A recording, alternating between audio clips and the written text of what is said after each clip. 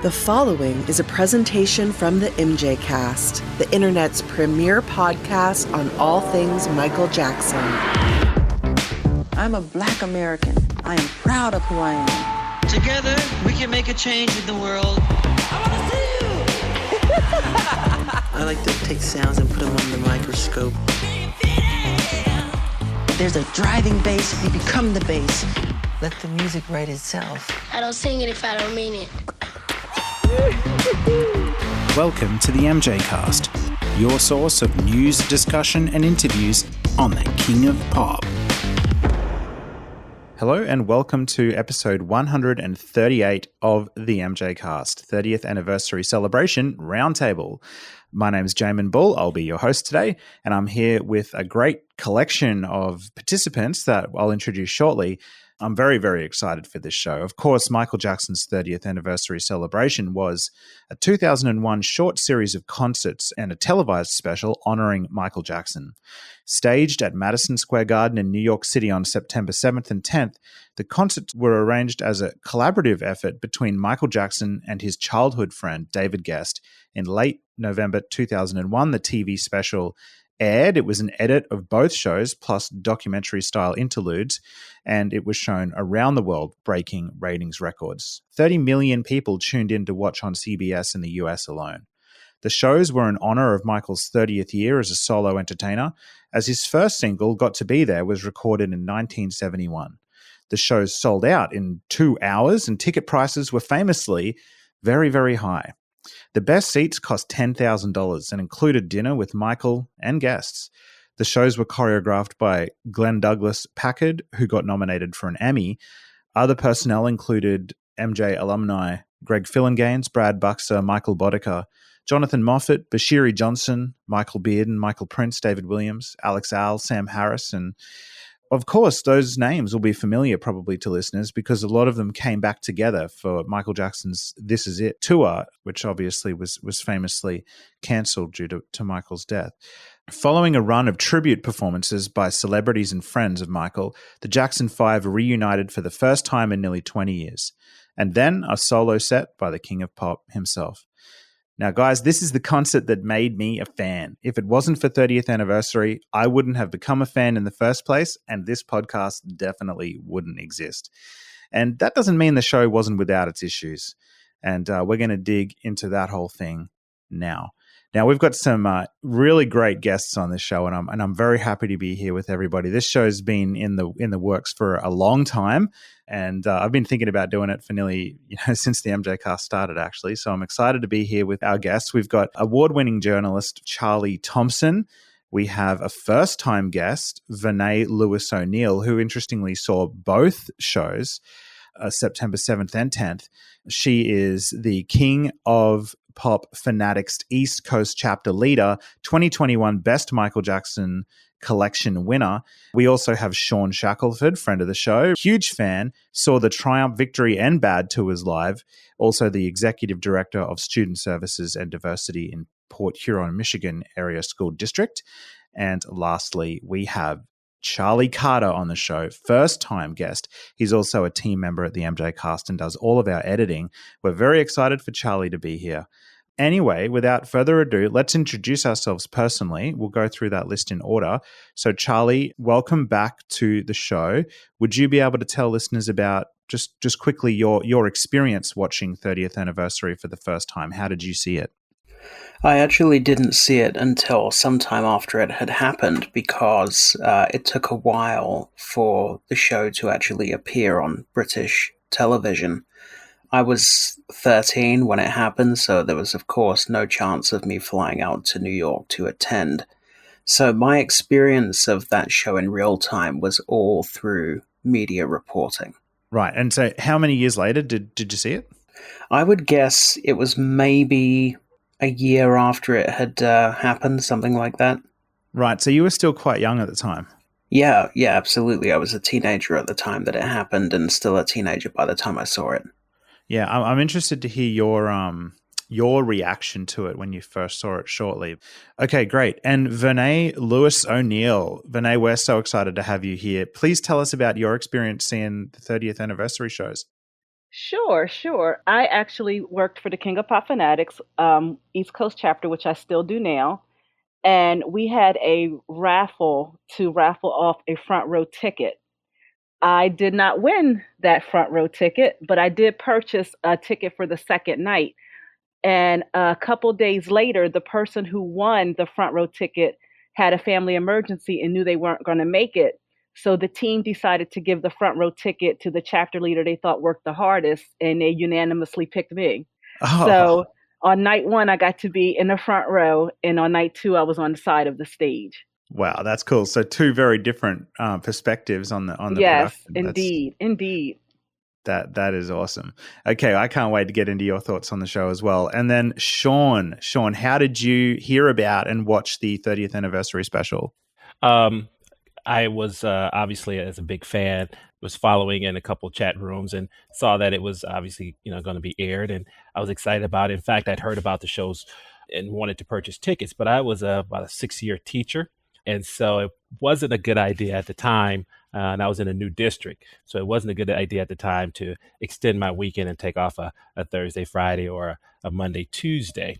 So I had really considered going, but I just didn't think it would be a good idea. So as with anything with Jackson in the title, I made sure that I did not plan anything that evening. All my friends knew when Michael or Janet or anybody was on TV, don't call me. And of course they did. They called and they wanted to, ask me about, and I would just turn my phone off and just stay glued to the TV. And so I was excited. I think I did record it on a VHS, and it's somewhere in storage somewhere.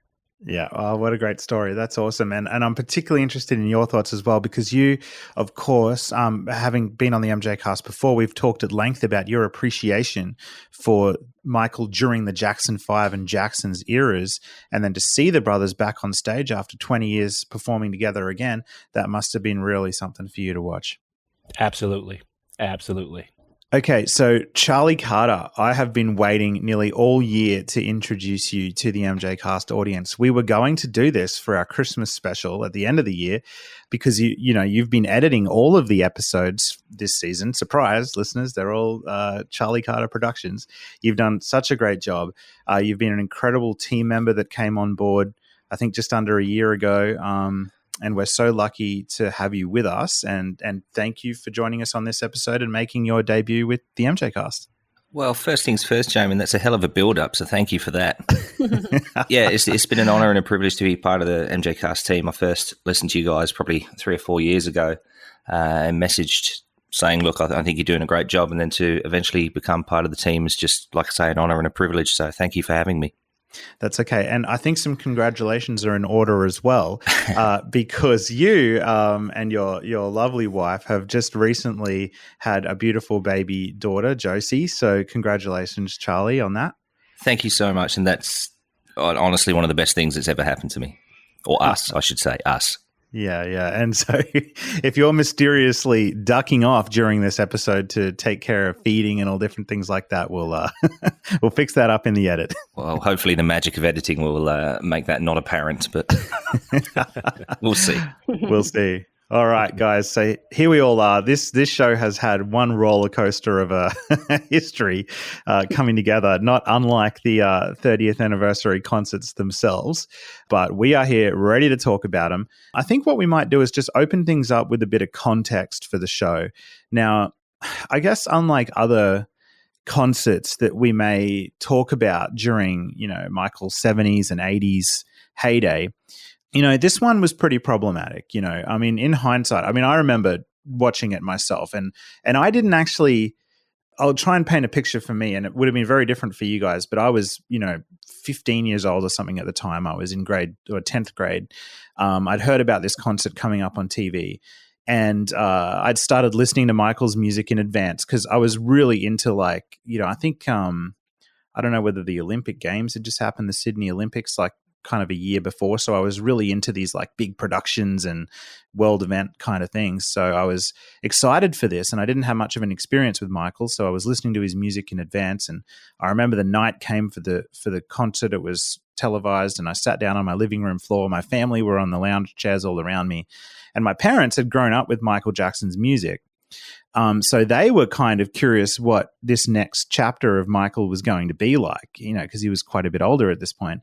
And it came on, and I remember just really being mesmerized throughout the whole thing. And I remember, all of the video interludes throughout it, just totally soaking up all this footage that I'd never seen before of like crowd footage and Smooth Criminal and all these different things. And then finally we get to the Jackson 5 set, totally into that. I was just blown away by like how, tight these guys are as performers really after so long. And then, I also remember really loving the solo set, especially Billie Jean and obviously the dance break, which I'd never seen anything like that before. Totally mesmerized, drew me in and made me an instant sort of obsessed fan, just within a matter of minutes. I do remember kind of thinking about it though at the time, asking myself questions like, why is this guy sort of covering his mouth so much with his hand when he's singing? And something didn't seem quite right. And I remember the schoolyard talk the next day. Everyone had watched it. It was the thing everyone had seen. And there were people saying things like, oh man, that, like he looked really odd or something was off with him, but it was still really great. And anyway, we'll talk about that context a little bit more shortly, but it did its job. It made me a lifelong mega fan and exposed me to the world of Michael and the Jacksons. I think we might kick things off actually with Sean, because like I said earlier, Sean, you are somebody who really was a fan for a long time, and you got to see Michael Jackson with his brothers, which is a really big deal. So talk to us about how did you first react when you saw this concert? The one thing is, I think there's three reactions that I have, especially as I look back on it. It's, how I would have reacted if I were there, how I actually reacted when I watched it on TV, and now when I look back on it. What I remember about when I watched it is when the Jacksons came on, I lost my mind. All right. As I said before, they were my superheroes. And so to see them come out together and go right into Can You Feel It? And there, I have a thing for Randy. Randy is my guy.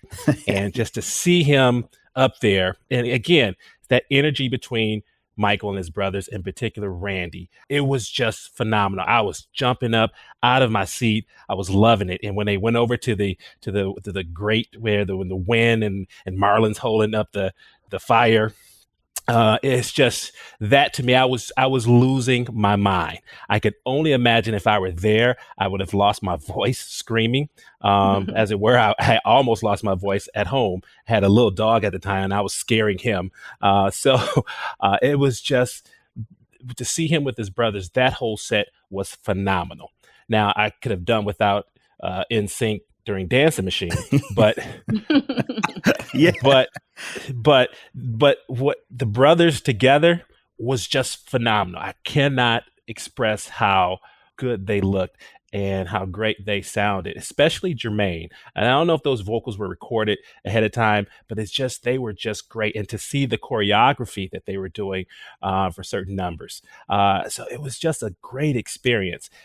Now, when it got to Michael's set, I was a little like you. He kept putting his hand over his mouth. You could tell that there were some pre-recorded tracks.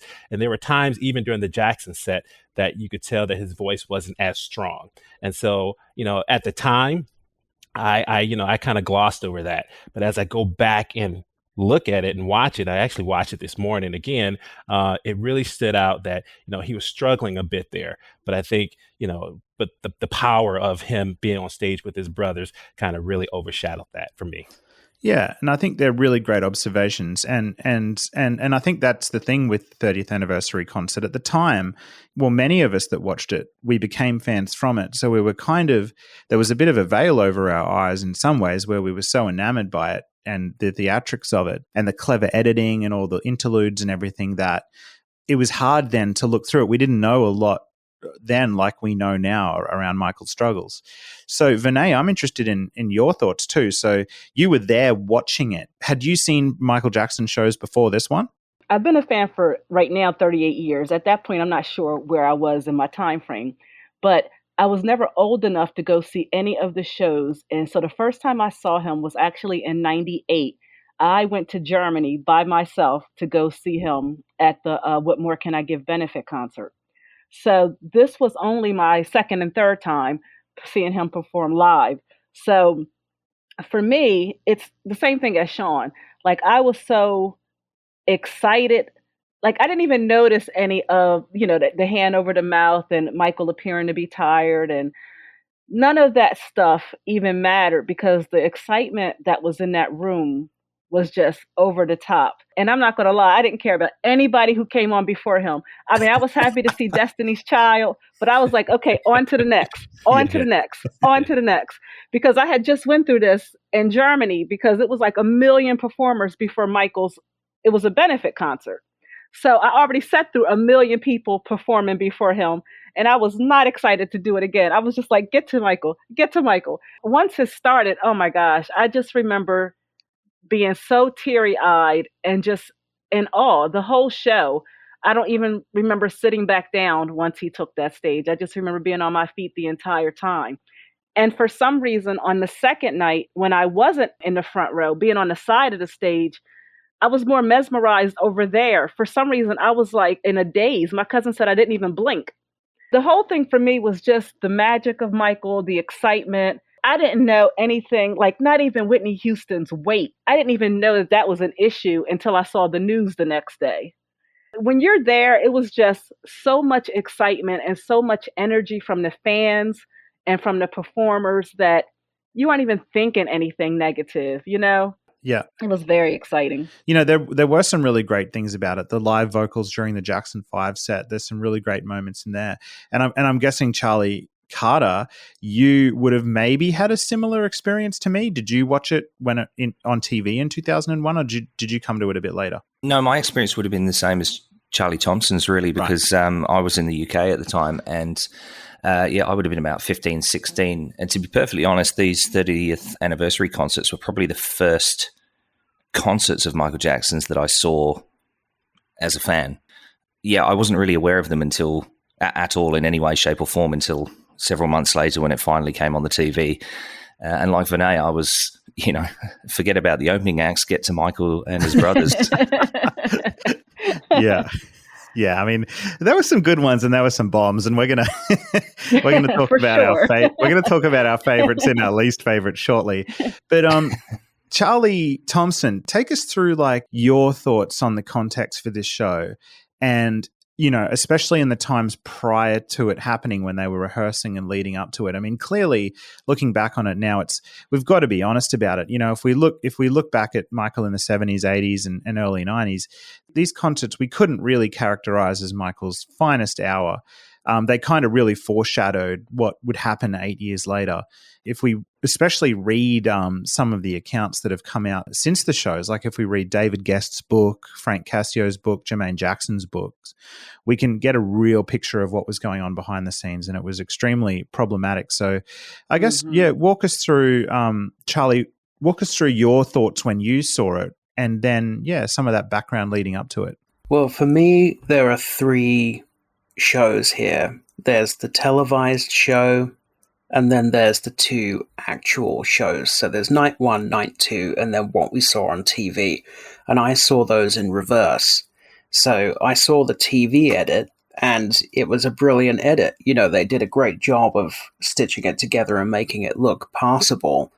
And then back at that time, there was no YouTube. This was all pre-YouTube. So the only way to get footage was you had to go online and order VHSs from other fans. So there were fans who had websites where you could pay, say, £20 or €20 or something for a 4-hour VHS tape, and they would fill it up with clips from their collection. So I ordered, at some point, the fan camera videos, one of night 1 and one of night 2. And then it's just like, oh my God, particularly night 1, you realize that what you saw on TV is incredibly deceptive, particularly as regards the quality of the first night. I mean, in terms of context, leading up at the time, I was a teenager. I was a teenager that used to go into my local record store about 4 times a year and say, have you got a release date for the new Michael Jackson album? When there wasn't one, because there was no internet. I didn't have the internet, so that was the only way to try and find out if something was happening. And this was right in the build-up to Invincible, so It was something you were reading about in the newspapers. You know, there's an album coming, he's doing these concerts. And I remember the press from the first night was really bad. You know, Marlon Brando getting booed off the stage, slow hand claps, etc. etc. You know, the press was terrible. And then if you want me to go and see, you know, what we now know in terms of the context that we didn't know then that we do know now, of course, it's that on night one, he didn't show up for the gig. Everyone's waiting for him to walk up the red carpet and then take his seat because the company that was it CBS? I forget who they sold it to, whoever it was that was filming it. Part of the arrangement was that they were supposed to be filming Michael's reaction to all the tributes, and he just didn't show up. So David Gest starts making phone calls and saying, "Where's Michael?" And Frank Cassio has to go and break into Michael's hotel room and finds him unconscious. And Michael, according to Frank Cassio's book, and I believe this has been corroborated by Karen Fay on Twitter many times, Michael had had a doctor come and give him something to knock him out, essentially, to try and get out of going to the gig, try and get out of doing the show. So they had to force feed him like donuts and Gatorade or something just to wake him up enough to get him on the stage. And he barely made it through that first night. And when you watch the fan camera footage, I mean, he is absolutely off his tits. I mean, he looks like someone set him on fire and put him out with a cricket bat.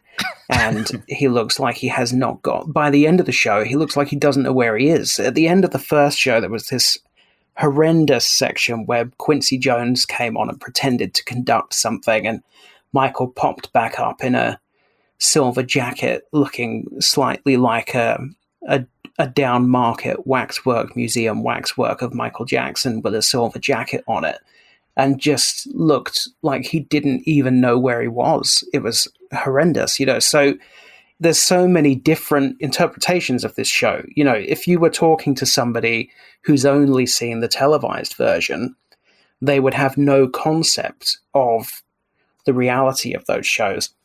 It had a pretty interesting conception, this show. From notes in these books, Michael was sort of taking a break from recording Invincible in 2000, and he and Frank Cassio and David Gest were all sort of hanging out at Neverland and decided to go on this epic road trip, I think to Las Vegas. And there's a really funny story about them sort of hiring this bus and taking the bus to Vegas, and the bus driver just, for whatever reason, was David Gest for a portion of the trip. And he is not a very good driver. So he's driving around, driving around all these cliffs and like nearly coming off the edge. And it was apparently on this bus trip that these guys were having such a good time and drinking and chatting about what they could do with some kind of tribute show. And apparently that's where the show was conceived, on this bus trip. And then it went through like months and like a year-long process of Frank Cassio and David Gest sort of putting it together. But it's kind of interesting to read that in Frank's book, he talks about having all of this involvement really in fine detail. David Gest doesn't even mention Frank Cassio in his book at all. So what really happened there, I'm not really sure. But it did have a pretty turbulent sort of production period, I would say.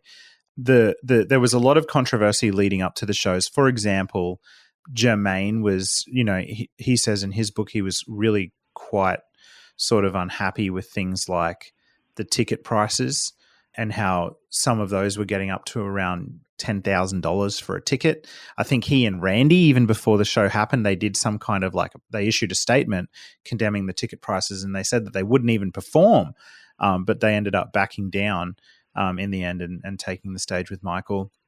And Jermaine sort of recalls that Jackie was the one marshalling everybody together to do a good job in rehearsals.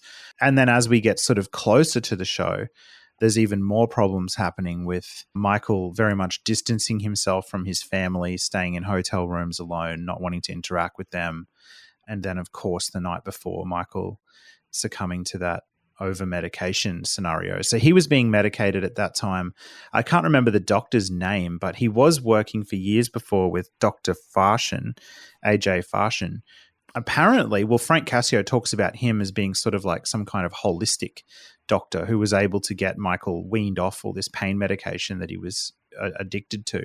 And he looked like he was in really good spirits. But then sort of like This Is It, leading up to show night, I don't know whether it was anxiety or whatever it was, but Michael really got back into that heavy drug use. And then, like you were saying before, Charlie, the night before the show ended up sounding like he almost overdosed or something because he was totally unconscious and all these people had to get him ready to get on stage. That's why he was now late. It's a really painful kind of thing to read. I think most of that's detailed in David Gest's book, but on that first show night, in the first hour of the show where Michael was meant to be there, you've got all of these people turning up. Like everyone in the industry really was there. You had Teddy Riley, Quincy, Puff Daddy, Mike Tyson, Muhammad Ali, Liam Neeson, all these people were there that aren't, they're not on the televised version, but the audience is full of like celebrities.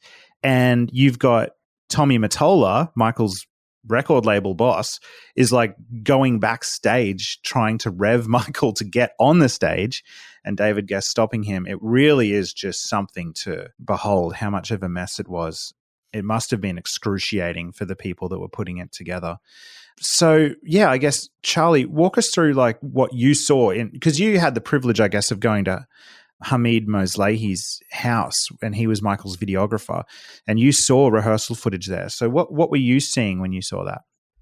Yeah, I went to Hamid's studio with Taj in 2019 on a sort of a reconnaissance mission to see what Hamid had and whether it could be of any use to Taj in his project that he's working on. And one of the things that was in Hamid's collection was all of this rehearsal footage of Michael with his brothers, basically in a studio, like a dance studio, a mirrored dance studio, but with a whole band set up, and they're just running the Jackson set over and over again.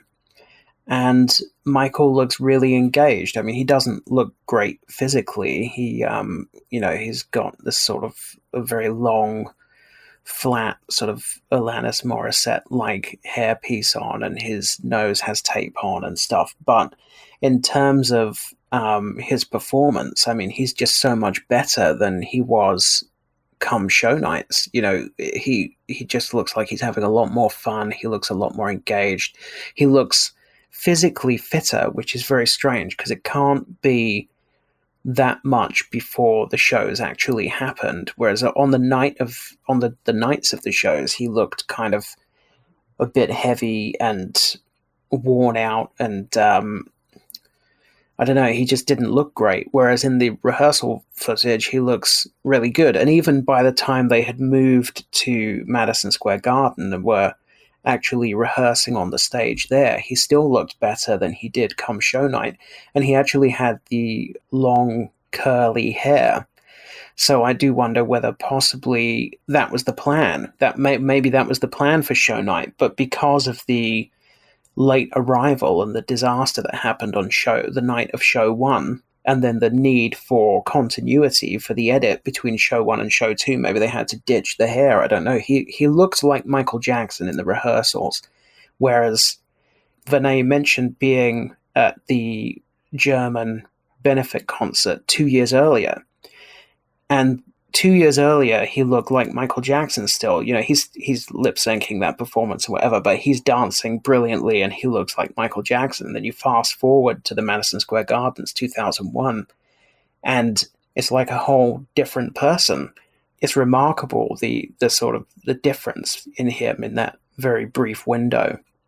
And I find it interesting, Charlie, that you say that because it's a stark contrast to almost 20 years earlier when they did Motown 25. The reports out where the rehearsals were absolutely terrible, but the actual live performance was legendary.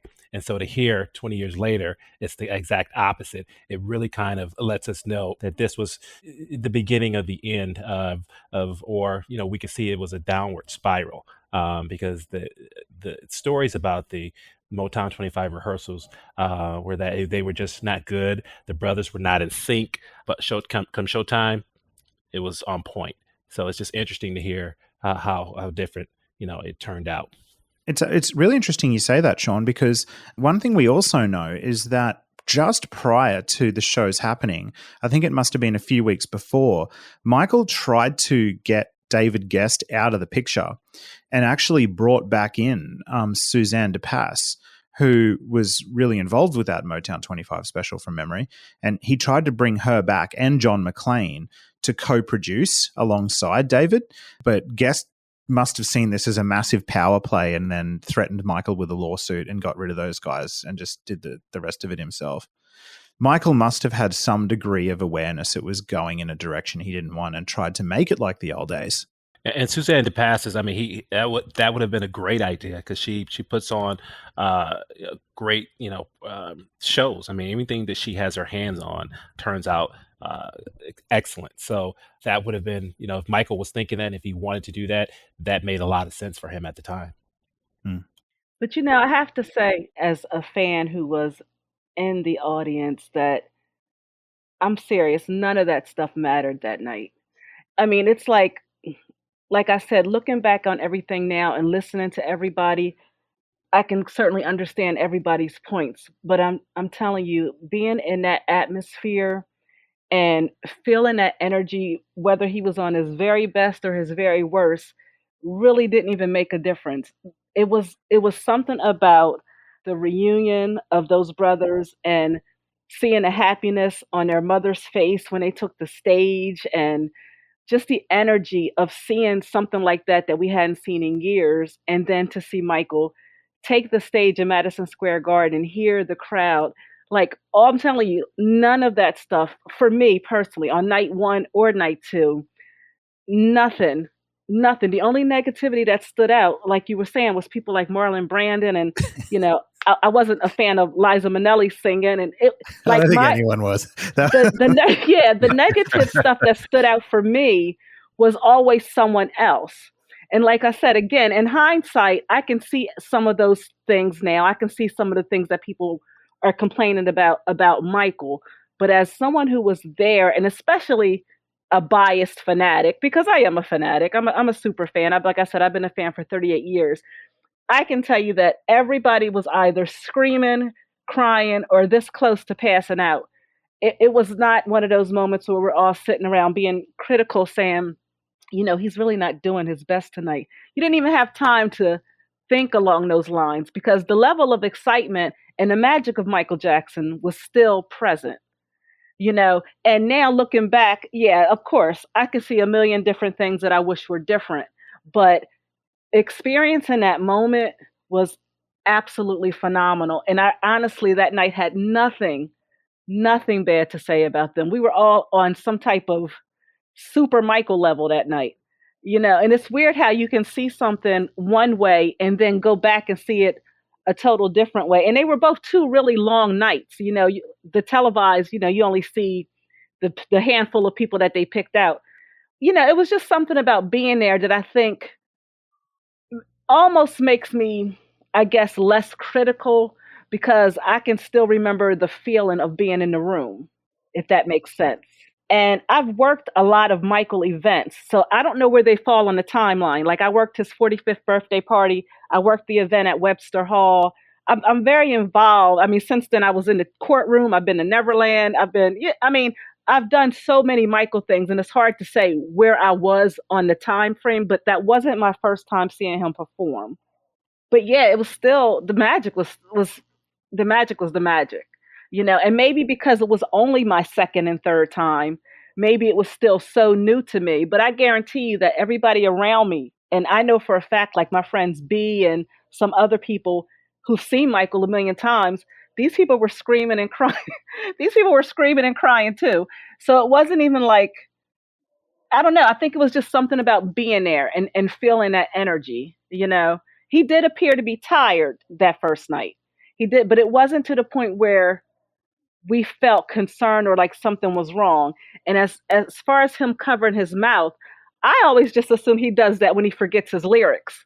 So to me, that's normal Michael stuff. So it didn't stand out to me as anything abnormal until all the criticism came later. And I was like, oh gosh, I didn't even notice that. Well, we didn't even notice. We were just screaming and dancing and having such a great time. It was such an awesome experience, you know? Yeah, and I think there is a lot of that's a testament to Michael's power as an artist, really, to cut through all of that, the struggles he was going through, and all of that difficulties around the production. You know, he still was able to cut through that and appeal to people like me, who became a huge fan from watching the show. So I think that's an important perspective, and I can't wait to talk about some of your experiences watching the actual shows. But I was going to say also, if you don't mind, I agree with Renee. Like I said, it's one of those things that, being there, watching it on TV, and then looking back on it in hindsight, you get three different reactions. But, although I was not there, my reactions were the same. I was, losing my mind the moment he hit the stage. I didn't notice anything until after the fact. As I think that's just the power of Michael Jackson, the power of the Jacksons, is what they bring to the stage when it's showtime. Exactly. Yeah. And I think we've got to remember like what Michael had been through in the 10 years prior. He hadn't really performed on the American mainland for I don't know how many years. Like it would have been close to like the 12, 13 years since the Bad Tour. So he had performed in Hawaii during the History Tour. But I mean, of course, in the intervening years, there had been the allegations, the media scrutiny. The US, well, a large portion of the US had probably sort of rejected him in a lot of ways. The History album did not get a lot of promotion in the US. So when it comes to these concerts, it's kind of like pretty momentous because Michael is there in front of his family. His mother's in the audience, like, and seeing the look on her face when her sons are performing again is pretty priceless. Like the pride in her eyes is pretty evident when you're watching the show. And so for Michael to be on stage in the US again, performing after everything he'd been through, there's power in that as well. Right. Yeah, it was amazing. I mean, I definitely understand the criticism, but it was an amazing experience to be there. It really was.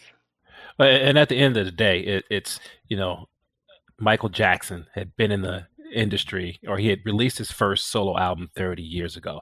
And so that was something to be celebrated. So regardless of if he had been, performing in the US or not, that was still going to be a draw in person and on TV. And so I just think that, if I'm not mistaken, it was a huge draw. I mean, the ratings, I think, were off the charts for that show, for those televised shows. So he was still going to be a draw, no matter what. Right. For me, the concert, like I say, I didn't see too much about it until it appeared on British television. And with regards to him covering the microphone, again, I just thought that was a Michael Jackson, characteristic.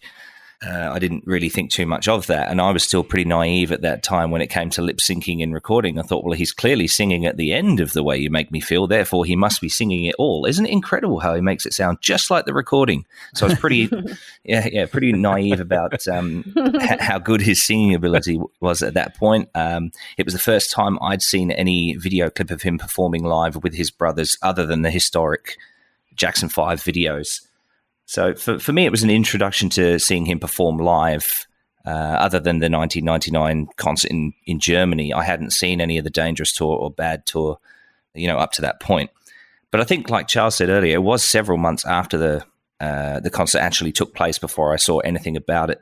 And it would have been sometime in 2002, I reckon. And then we started getting a bit more of Michael Jackson in the media with the whole baby dangling incident in Berlin, right, and then leading up to the Martin Bashir documentary. But the concerts itself, I thought they were great. It was great for me to see an up-to-date Michael Jackson doing a moonwalk. And it introduced me to some of his other music catalog that I wasn't aware of at that time through the little transitions between his performances. So I wasn't aware of the song Ghosts at that point, for example. So it actually opened my eyes to a lot more of his material than I gave it credit for at the time. Yeah, those interludes were really, the editing of those concerts is pretty insane, because a lot of the interludes, I love how they cover, like one of them will be about Michael as a dancer, and then another interlude will be about him as a humanitarian. Yeah, right. And just the footage they included in all of that was so, I mean, it was obviously very carefully crafted to not only honor Michael, but to really appeal to like a lot of younger people that hadn't seen his career before. And boy, did it work. It was fitting. It was fitting for Michael. Yeah. I agree. So yeah, just to sort of delve back into that first night and what sort of happened, David Gest is there sitting in the audience watching this, and he says things like, every time I looked at Michael, I just felt worse. He seemed totally out of control. He sat there stony-faced, watching the show, moving his hand to say thank you to people as they sang to him. And then it was a very problematic night because it was going very over time, and apparently they were being charged $100,000 an hour by the venue because it was going so long. I think there was also issues with like the length of time between each song, and the reason there was so much time between each song was because the camera people had to like reset their lenses or something due to the different lighting conditions, which like really pushed out the runtime. And basically after it as well, there was meant to be a party at the Tavern on the Green. And Michael, all the people that had paid a certain amount of money or above got to go to that and meet Michael and have dinner.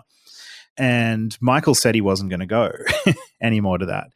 And David Gest blew up. And he's quoted in his book as telling Michael, "Let me tell you one thing, young man. If you don't go to this party, you will not see one paycheck from me. Also, if you are not here at 4 o'clock on Monday for the second show, you'll lose about $5,000 a minute from your paycheck. I'm serious. I sign the checks. 1 minute over, you lose $5,000. If you're an hour late, you owe me $300,000. Now, I mean, when you read that, it sounds like a very condescending way to talk to Michael Jackson. I guess we need to remember that David Gest was friends with Michael since they were both kids. Right. So they had a very unique relationship. David Gest is saying things like, something was wrong with him. I knew. Everyone knew. There was an emergency meeting that took place on September 9th, and David Gest revved everyone who worked on the show. I'm assuming Michael Prince and Michael Bearden were there as well. He also lectured Michael, saying, how could you do this? We could have lost a fortune. What the hell's wrong with you? How could you have been so stupid? Meaning the drug use just before the show. And really, Michael obviously got that message because he came to the rehearsals for the second show ready to kick ass. And we know when we're watching the amateur footage from the first and the second nights, obviously the second night is a lot tighter. So they fixed it right up, ready for that. I didn't really learn much of the backstory of the show and how bad a condition Michael was in until reading Frank Cassio's book. But then I sort of got the feeling from reading Frank Cassio's book that this was a Frank Cassio production and Frank Cassio deserves all the credit. Mm-hmm. I haven't read David Gest's book yet or the part in Jermaine's book about their point of view, but what do they say? You can get two sides or multiple sides to every story, and somewhere in the middle is the truth. Yeah. Well, I think if Frank Cassio is the only source, then that definitely would be problematic. I think since 2010, the whole fan community is known not to put a lot of stock in anything with the name Cassio on it, but Karen Fay has told the story many times, and David Gest told the story not only in his book but also in his documentary that he made, Life of an Icon. And also, if you do go back and watch the footage of Michael arriving on that first night, it's very revealing. He walks up the red carpet with Liz Taylor, who, of course, is pretty ancient by then, and he is sort of clinging to Liz Taylor for support, whereas it should be the other way around. And he walked up the red carpet with his flies undone, with white showing through his flies. He was interviewed briefly by a few cameras on the red carpet, and he was slurring. You know, you can see what a bad state he's in when he arrives on that first night. And I think definitely the second night was much improved, and much of what we see in the TV edit is from the second night. The other thing that's important to remember, a couple of things, because people were talking about Michael's hand over his mouth. Part of that clearly is lip syncing, trying to disguise his lip syncing, but also on one of the nights, and I can't remember whether it was night 1 or night 2, he had some kind of reaction. There was something wrong with his face, and the whole of his top lip came up really red and sore, possibly a lupus thing, and it actually had to be digitally blurred for the broadcast. And if you watch the TV footage from the Beat It performance in particular in high res, you can see all the blurring across his top lip. They had to colorize the footage for most of the gigs, and then they had to blur the top lip for certain footage that they'd taken. In terms of the edit for the TV show, there were also, I remember reading, redubs. So some of the vocals that you're hearing from the Jackson 5 section are actually subsequently recorded and then pasted in to cover up the vocals from the night. I always thought that might have been the case, where I think it was Randy singing the opening lines from one of the songs, and I thought, well, I don't think that's live. It just didn't sound like the same quality as the rest of the recording. Yeah, I think it is noticeable at points. And that's not a new thing for them. I remember reading an article a few months ago where I think they did the same thing for the Jacksons Live album, where Michael was not very pleased with certain parts of it, so he went back and recorded over those parts. So that's not a new thing for them. No, the magic of audio editing, hey? That's it. Absolutely. All right, so let's move into the actual shows. We start off with Samuel L. Jackson, of course, which is pretty epic. I mean, if you want anybody to open your tribute concert, like, I can't think of a cooler person to do it than Samuel L. Jackson. And we won't go through all of the tribute acts, one by one, because that would just take forever. As much as I would love to do that, because I've got thoughts about all of them. But but there's some, I think we could just go around the table and talk about like our favorites and least favorites. And I really think the opening number doesn't get like as much credit as what it deserves, because so many people are kind of fixated on Whitney Houston's, how sick she looked, or thin, I should say.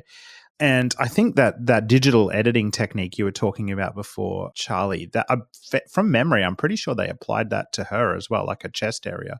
I remember there being like an Entertainment Tonight report on that. Someone had uncovered that they'd done that or something. But I think it was Maya, Usher, and Whitney Houston doing "Wanna Be Starting Something."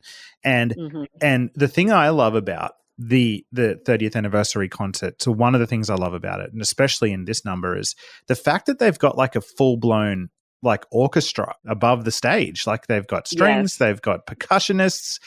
It is really, really epic. And if there's one thing that sets this show apart from lots of other Michael Jackson shows, is you get to hear his songs with a much fuller band, and a lot more dancers on the stage as well, which is really cool. And a lot of those people that were in the crew or in the band, actually, obviously, like Bashiri Johnson and Alex Al and these people, I don't think Michael had really worked with them before 2001, but a lot of them ended up coming back for This Is It. So Want to Be Starting Something, really great dancing, great vocals. I thought it was really excellent. That'd have to be one of my highlights. I've got some more I want to mention later, but let's go around the table. What are your favorites, and what were the worst of the tribute acts? So we'll start with. Please let me. Let's go, Vinay. Let's go. Okay, so as far as my picks, I thought the young man, what was his name? Billy Gilman. Mm-hmm. Billy Gilman. Beautiful performance. I thought his performance was it was an appropriate song for him, age-wise. I thought he did a great job. And that was my first time ever seeing this kid. Like I said earlier, I really loved Destiny's Child's performance. I thought Shaggy was really fun, a little wild, but fun. A lot of pumping going on there. Yeah, Michael's reaction to that pumping is pretty good too. But on the flip side, I could have really done without the Heal the World performance, especially the rap segment. Oh, raw digger. I just don't think Heal the World is a song that needs a rap in the middle of it. I thought it really took away the beauty. That song is so beautiful and so pure. And rap is just not for everything. That was the wrong. You could have put the rap in any other song that night. I don't know whose bright idea that was. I thought that was a huge mistake and really kind of over the top. I wasn't really thrilled with Mark Anthony's She's Out of My Life. Not sure why, but it just didn't. And like I said before, Liza Minnelli. Oh. Yeesh. I know Michael loved her, so I tried to be kind, Yeah. It just wasn't, it didn't need to be that dramatic for that night. Yeah. I think we probably all can agree on that. I'm speaking for everyone here, but I don't know. I don't know. We may need to take a vote on that one. Yeah. But yeah, the worst thing for me was definitely the Heal the World and the rap that was in it. Yeah. That was my absolute least favorite. And Marlon Brando's appearance altogether, which I know is not on the televised version, but I don't even remember what he said or did. I just remember everybody hated it. And he was rude to people in the audience, and he was nasty, and everybody was ready for him to go. Yeah. Wasn't he like the first thing to happen on the first night? Didn't he open Yeah, the whole he thing? was like really early in the show. I mean, it's been years. I really can't remember, but he was very early on, and just not the person to set the tone for such an uplifting event. Yeah. He was just telling people to be quiet, and it was just not. Yeah, I would have definitely cut him out of the loop altogether, and he could have took the rapper with him. Nice. Okay. But that's just my thoughts. For me, I actually liked Mark Anthony's She's Out of My Life. There was something about how he approached it. And so I won't say that was my favorite, but I actually really, really liked it. I also liked it because I've watched both the televised and then I've gone back and watched the show with all of the clips in it, with all the performances in it, I should say.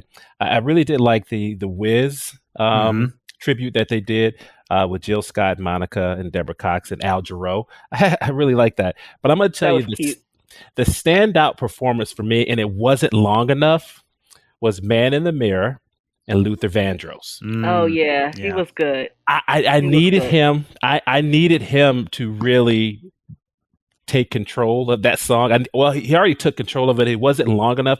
I needed more of Luther and less he of... He could have did it by himself. Sure. Less of Usher and less of 98 Degrees. And then at some point, Usher tried to kind of go back and forth with it. And I'm sitting there like, Usher, no, you might want to defer to Luther Vandross. So, but at that moment though, Luther captured, that song and it just took it to a different level. So for me, that was my favorite part of the tribute performances.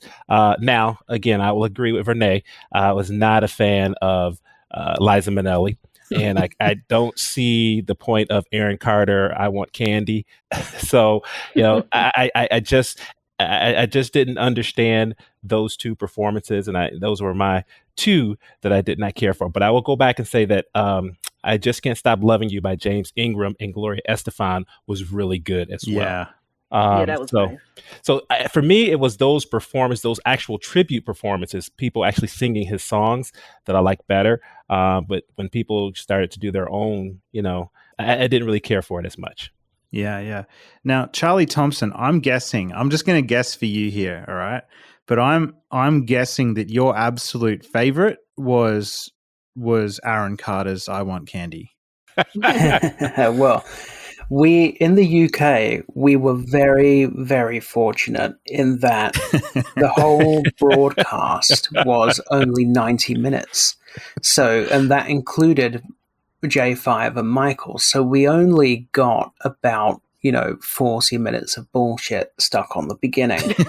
And so a lot of the performances that you're talking about were not included in the UK version. And I'm sort of at odds with Sean here because for me, I hated everything where somebody was performing a Michael song. Really? Because I just think you can't. It's just, you're never going to be able to do it, so just don't bother trying. It's always underwhelming when somebody tries to cover a Michael Jackson song. And so the only three performances that I remember enjoying were Gloria Gaynor, Gladys Knight, and Destiny's Child. And that, saying that, a lot of the performances that you're talking about were not in the UK version, so there was no Luther Vandross, there was no James Ingram, etc. Fortunately, there was no Liza Minnelli either. Interestingly, about Marlon Brando, I think that David Gest says, either in the documentary or the book, that was a Michael contribution, and not only was he unhappy with it, but he later found out that Michael had actually paid Marlon Brando separately a lot more money on top of the actual budget that had been allocated to him from the concert production budget, which I don't know why. Because Michael did the same thing on the video for You Rock My World. Yeah. Which, again, Marlon Brando's contribution to that video is completely nonsensical. I mean, he just walks down some stairs, and then Michael says, "I know who you are."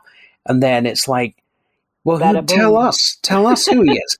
And then he says something like Big Bang. Like, it makes no sense. Like, what? Bada boom. It's like bada boom or something crazy. It's like it's like a page of script blew out of the window when they were shooting that day or something, because you're watching it going, okay, so you know who he is, but we don't know who he is. Can someone explain what's going on? So anyway, Michael was obsessed with Marlon Brando at that point in time in late 2001 and was just throwing money at him to do any old bollocks. And the other thing that's notable, which Jermaine spoke about quite a lot, that he was very unhappy with, was the lack of Motown representation in the acts that were chosen to perform. He felt that there was a kind of a slight on Motown there. There was almost nobody there. I mean, Gladys Knight had a bit of Motown connection. Was there anybody else there from Motown?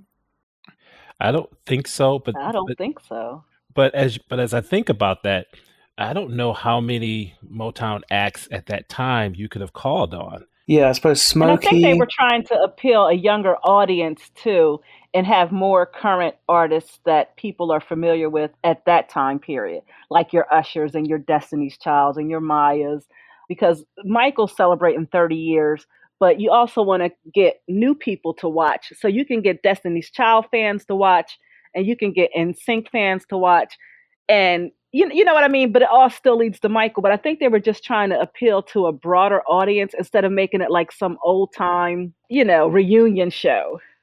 And I guess you could have called on Boys to Men, who were a Motown act at one point in time. You could have called on DeBarge, which was a Motown act. So I guess there were a few Motown acts that you could have relied on. But I think back to the Motown 25, all of those artists are, have passed on, or definitely not, wouldn't attract the same audience as a NSYNC or a 98 Degrees or Usher. Right.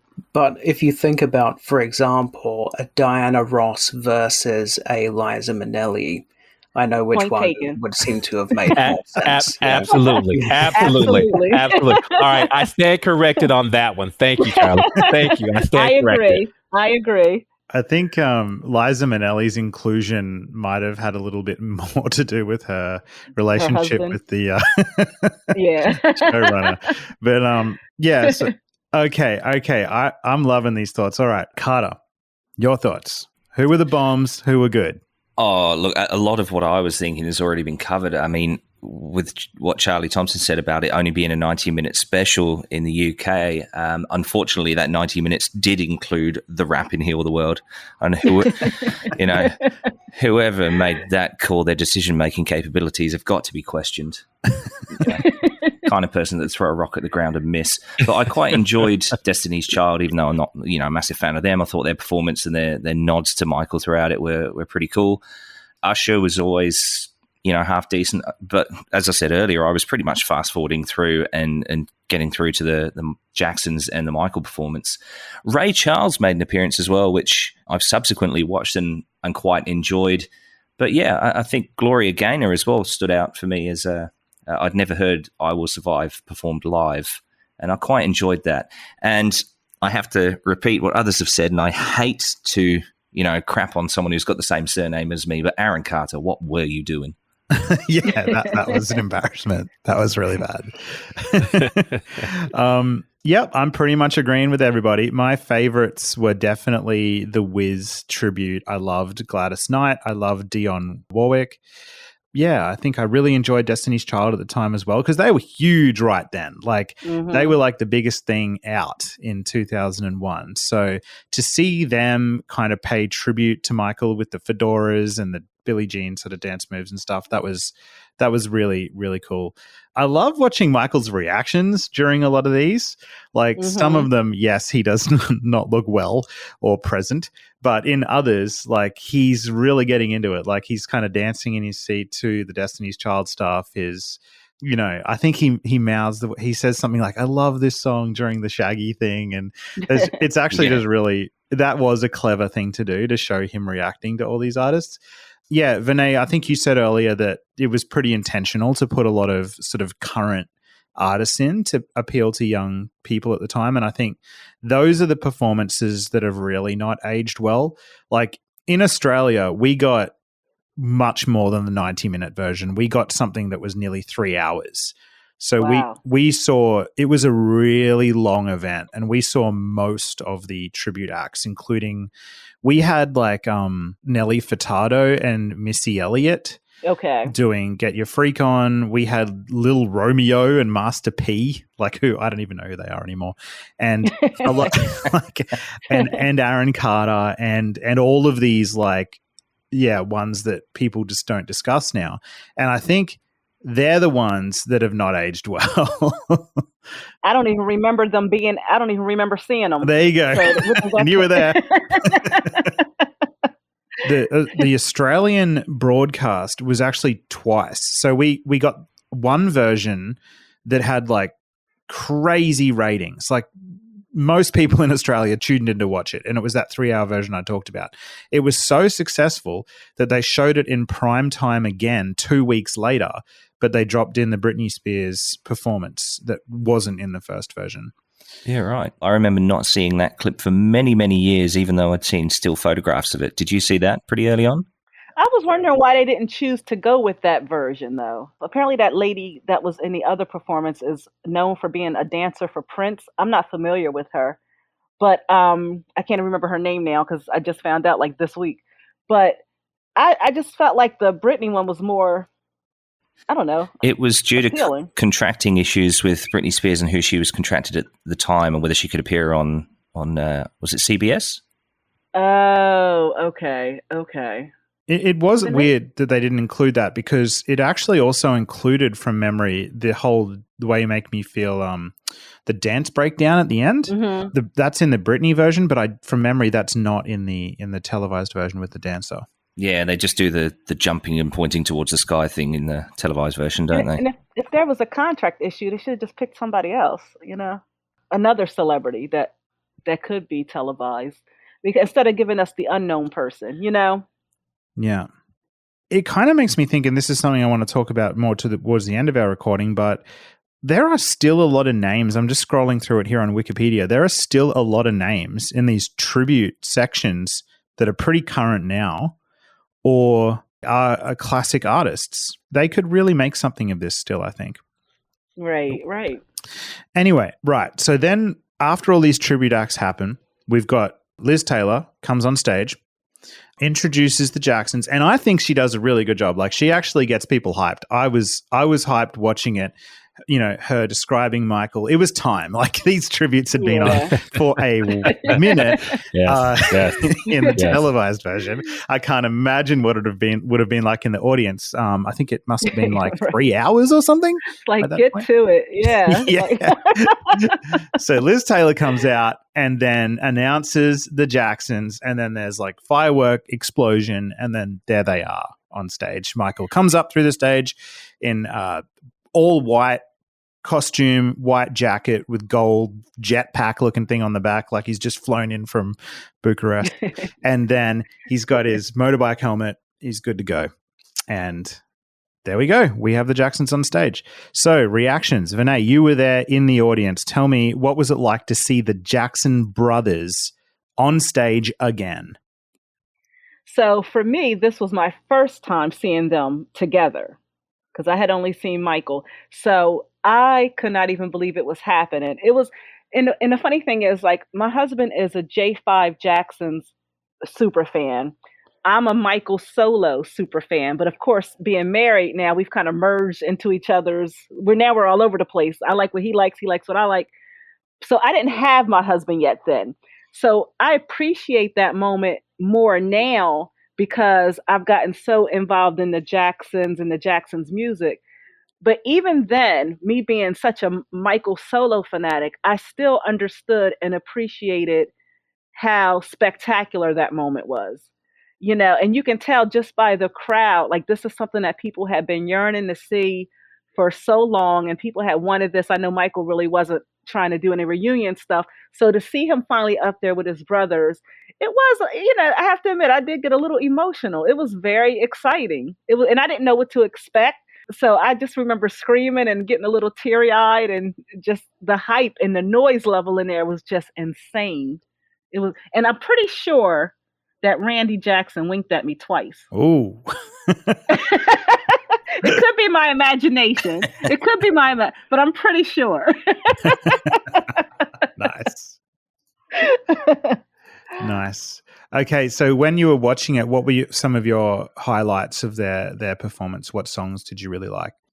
I loved when they did "I'll Be There," because I loved the high note that Michael hit at the end of that. Mm-hmm. That was like a weird note that I had never heard him do before. Dancing Machine, I wanted him to do a little bit more of his robot from one end of the stage to the other, like he used to do traditionally. I felt like it was kind of cut short, and that might have been, again, from with everything else that was going on with him. But I was cool. I mean, I was excited. I was just happy that he was finally on the stage. I didn't care what they sang at that point. I was just happy that they were finally up there. But I loved it. I really did. I don't think it was anything that stood out as anything negative that I can think of offhand. Yeah. Yeah, I think the Jackson section for me is probably the high point of the entire thing. Everything was just so, I mean, he was, singing live throughout that set, unlike, the lip syncing. That was great. Yeah, so that was great. It was great. It's always great to hear Michael sing live. So, Sean, I mean, you are a big Jacksons guy. So how was this for you to see? Again, I think when Michael is on stage with his brothers, it's a different level of energy, and you could see it. You could see it between his set and his brother's set. They are just. It was just phenomenal to watch him and Randy. And I still need to get the correct story on during ABC when Randy started saying, "Are you down? You down with OPP?" Was that playful or was Michael actually upset about that? But that is an ongoing debate in this house with me and my husband. I think it was intentional to remind people that OPP and songs like that are still pulling from the Jackson 5. My husband thinks it has more to do with the romance drama with Jermaine and Randy and their wives, and that it wasn't on purpose. So we still debate about this. So I'm glad you brought that up. Well, I actually thought it was like Michael didn't want that. Don't reference that during our song. And so I that's kind of what I thought. Like, okay, no, you don't say that during our song. But I don't know if it was a playful thing between the two of them. But again, just to see once they hit the stage, once they started to pose with again Marlon with the torch, and they're standing there in the wind. It was just can you feel it was great. I liked ABC. I like Renee. I wanted to see more of Michael do the classic robot during Dancing Machine. I love Michael Jackson. I absolutely love the Jacksons, and I've said this before. I would prefer to see Michael on stage with his brothers, and so for me, that was the highlight of the night.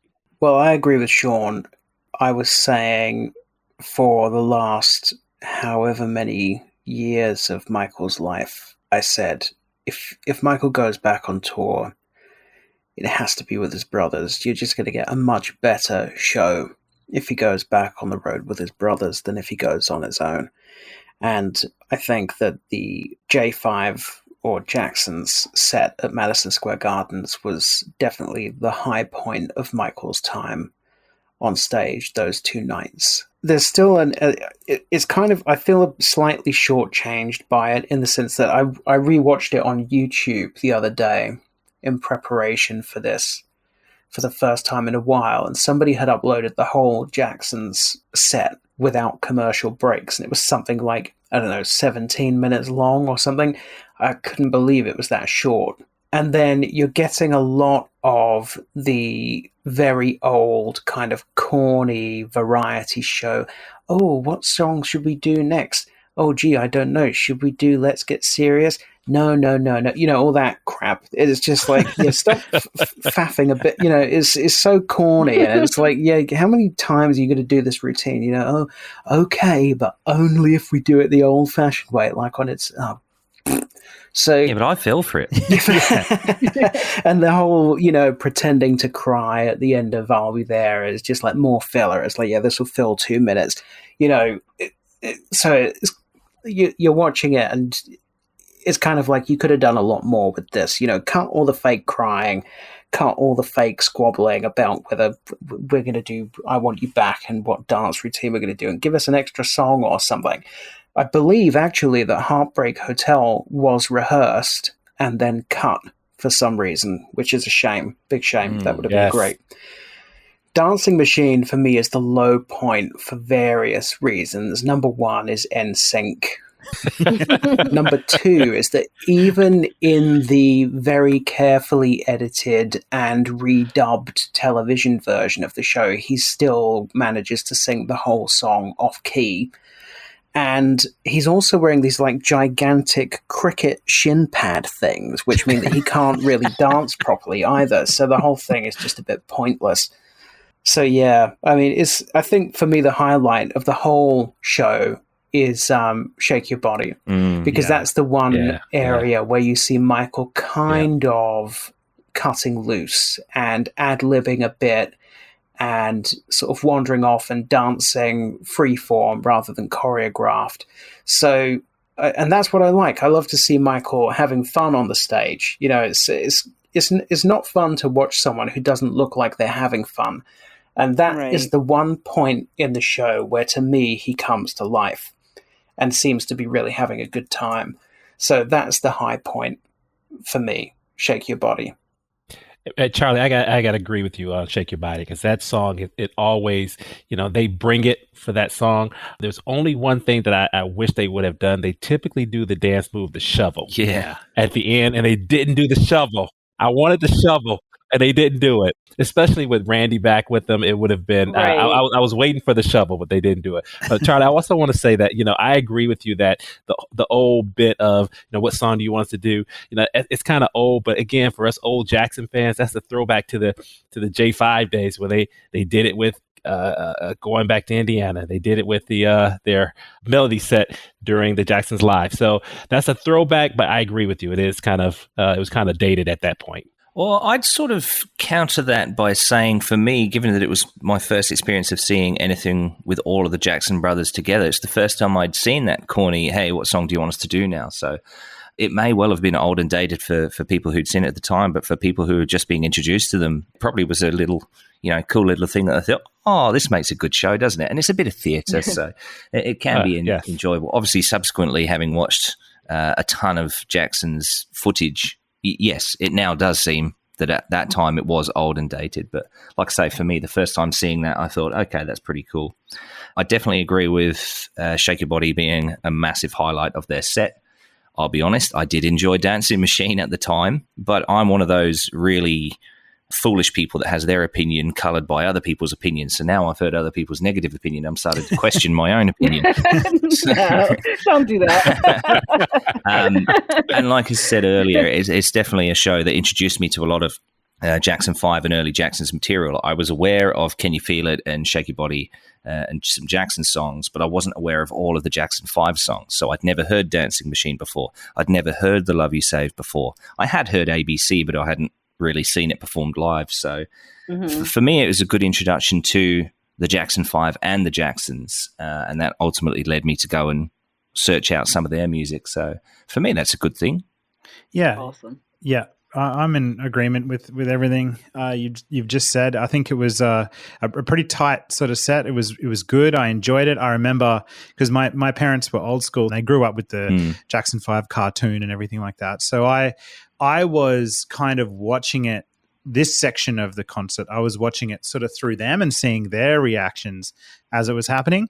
And I remember at the end of, I can't remember what song it was, but all the brothers are standing there with their hands sort of just out. I think it was at the end of I Want You Back. They're all just standing there with their hands outstretched towards the audience, just frozen. Yeah. And my dad just jumped. He's like, my dad is like, how do I explain? He's a pretty serious sort of guy, working class fella. Doesn't get excited about too much like this. But then when that happened, he just jumped out of his seat and was like, yeah, these guys are awesome. And I was like, yeah. So my dad loving it was like, that meant a lot to me that he loved it. And that made me love it even more. So it was cool. It was a really good set. I think, Michael's vocals were good during it. Maybe not as great as what they had been before, but again, it was the idea that he was there with his family again on stage with his mum watching in the audience after everything that he'd been through for the past 10 years. That sort of really hit home for me to see him back on stage, a bit of a comeback, getting back to it. So yeah. I thought it was a great set. I agree with the dancing machine stuff being, it hasn't aged well. It wasn't, in my opinion, necessary. I think they had so much tribute stuff before the Jackson set. Why continue it through? Like just let the brothers be on stage doing their thing. Right. So that was, I don't like watching that now really. And I'd also have started to wonder about what was meant to happen there. Was something else meant to be there other than NSYNC? Were they a last minute inclusion? And it turns out that they were. I did a little bit of digging before this show and I had a chat with Taj, Michael's nephew, and I noticed when I was looking at the poster for the show in preparation for this recording that 3T were listed on the bill as being performers in the show. And of course, famously, they're not in the show. So I gave Taj a phone call and had a chat with him about sort of what might have happened there. And he revealed to me that originally 3T were meant to be in the show either just before NSYNC, with them, or instead of them, perhaps during that section or doing something else a little bit differently. They had a relationship with David Gest as well. He was pretty good friends with 3T guys and Tito's family. And David would stay at their house in Taj's room, actually, off and on throughout his childhood. Taj, of course, got kicked out to another room to sleep with his brothers, I think, while David took his bedroom. It seems like David Gest and the Jackson family were pretty close-knit. My understanding is that David Gest was actually friends with Tito Jackson before he was friends with any other Jackson family members, and through Tito got to know Michael, etc. This relationship made it such that 3T was either, going to perform with NSYNC or instead of them. David really wanted them to be in the show. But ultimately, 3T didn't really want to have any comparison to NSYNC, or that's the way Taj explains it. And this was in the middle of their Sony battle, where they were trying to, escape from their record contract. And for years, they sort of felt captive from Sony. And they decided in the end to try and to not be in the show, to appear like, well, as Taj puts it, dead fish, so that they could find it a little bit easier to get out of that contract with Sony. And Taj did explain to me that he and his brothers really did feel like it was a huge disappointment that another group was selected to perform with the Jacksons. In fact, they were so disheartened by the decision that they decided not to attend the shows because of it. Yeah, he also talked a little bit to me about how much his uncles were paid for the show as well, and how little it was compared to a lot of other people in the show. And the family in general afterwards felt a little bit ripped off, I think, considering, the rehearsal time and how much they'd put into it. Apparently, Taj tells me that the media got it completely wrong about the family's cohesion before the shows as well, and that they were a tight family unit rehearsing, wanting it to happen. And little interesting tidbits as well. Taj obviously putting together his documentary about the allegations, dropped in there when we had a phone conversation that Wade Robson was there in the audience watching, primarily because I think he was photographing NSYNC and Britney Spears. It was super awkward for Brandy, who was also there, who, as we know, that there was a a complex relationship that existed between herself and Wade, mainly because of the decisions he made with Brittany. So, of course, this was a very, very messy sort of scenario. Gosh. Right. What a mess. So total mess right there.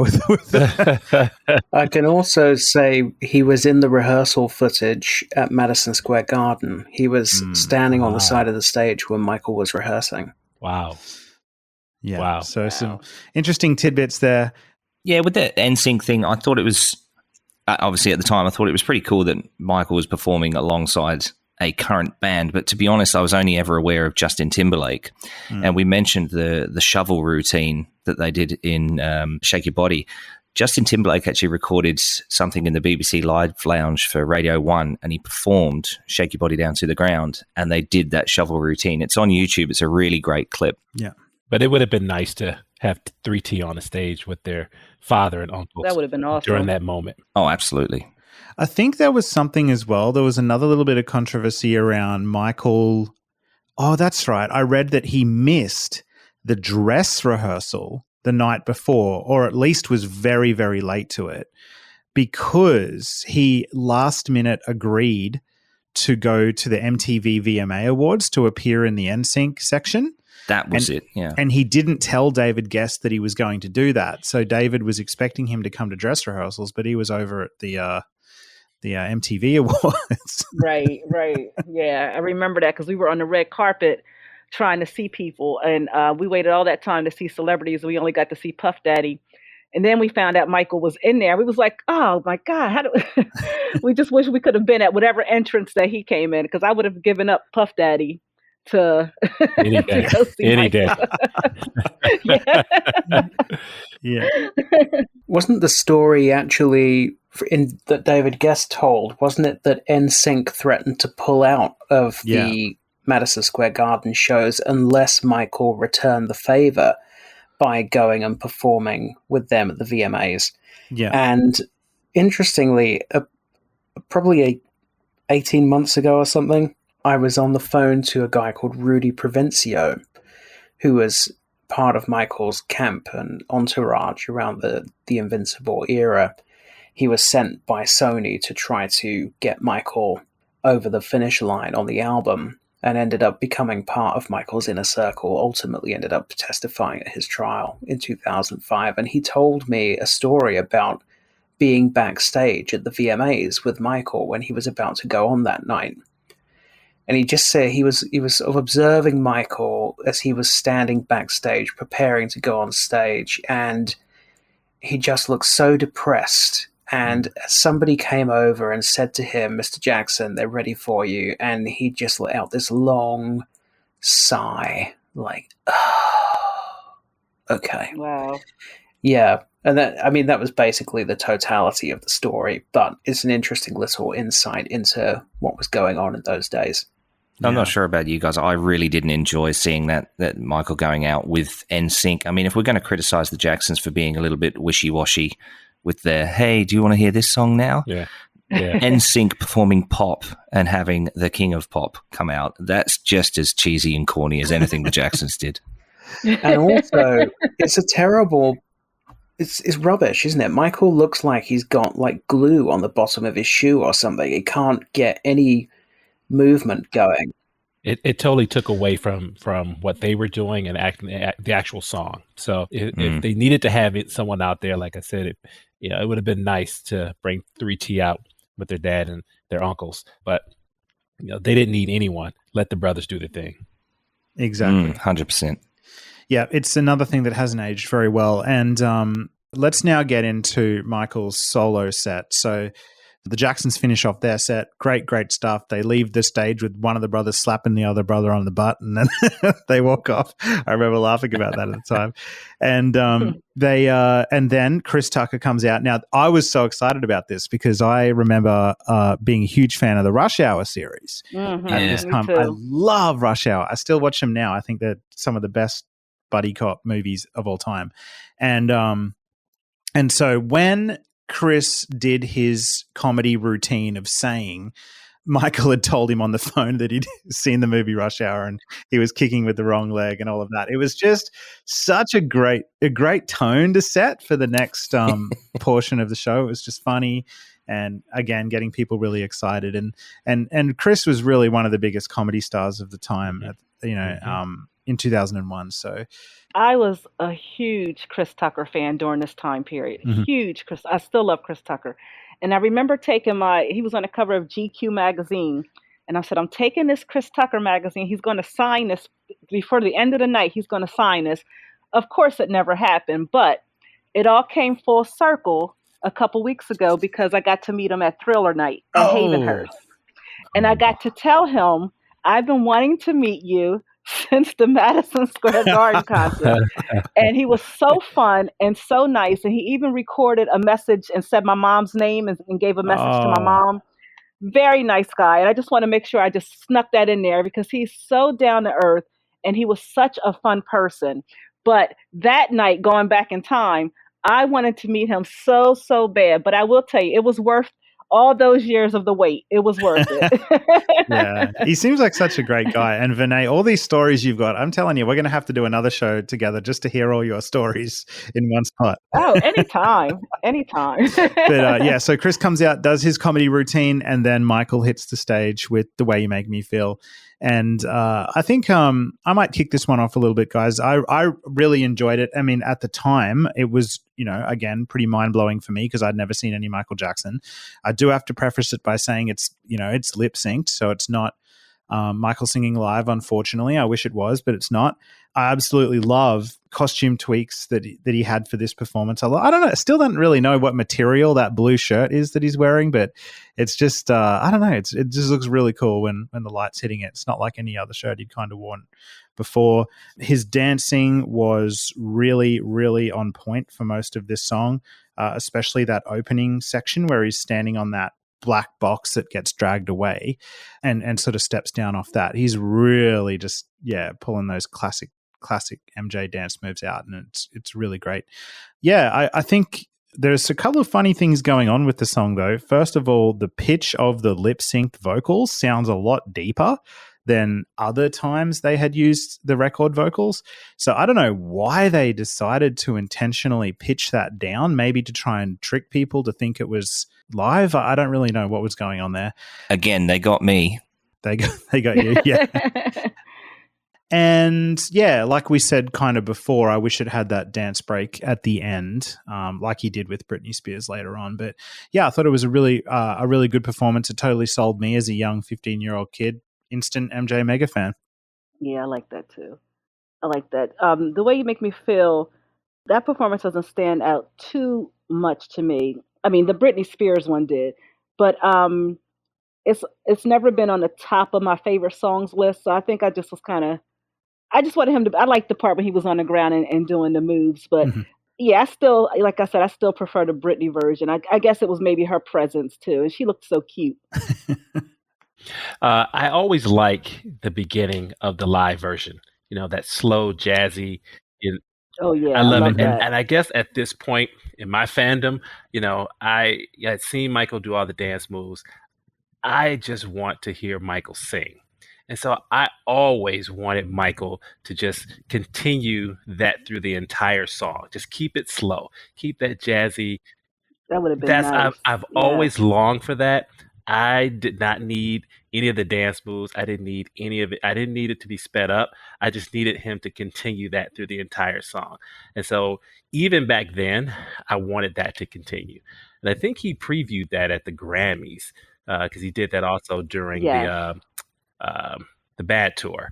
So that to me was always one of my favorite parts of that song. And I just wish he would have extended it. Yeah, I think a lot of people felt that way, including Michael Bearden, who was a keyboard player during this concert and then ended up becoming the This Is It musical director. And remember in This Is It, how Michael Jackson's doing a real slow, jazzy kind of thing, and then Michael Bearden's like, let's weave that in there. Let's get the song like that. And Michael's like, no, I want it exactly like the record. Right. Yes. So I'm with you, though. I think if he mixed it up a little bit and did something a little bit slower, and that would have been cool.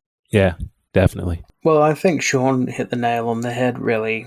This is a routine from 1988 at the Grammys, and that's sort of a pattern that emerges as the concert continues, which is essentially Michael coming out and lip-syncing to old vocals and performing very old routines that probably required minimum rehearsal, and he was able to just kind of coast through on muscle memory. I think the thing that's kind of amusing to watch is the Britney version, where I don't know what had happened, where I know that he did do some rehearsal with Britney because I've seen it, but she appeared not to know anything about where she was supposed to be going on stage at any point. So if you watch the performance carefully, Michael just has to keep pointing. He has to keep pointing where she's supposed to be, and then she wanders up, and then he has to follow her down and then point where she's supposed to go again. So it's kind of like a bit of a debacle, really, the Britney version.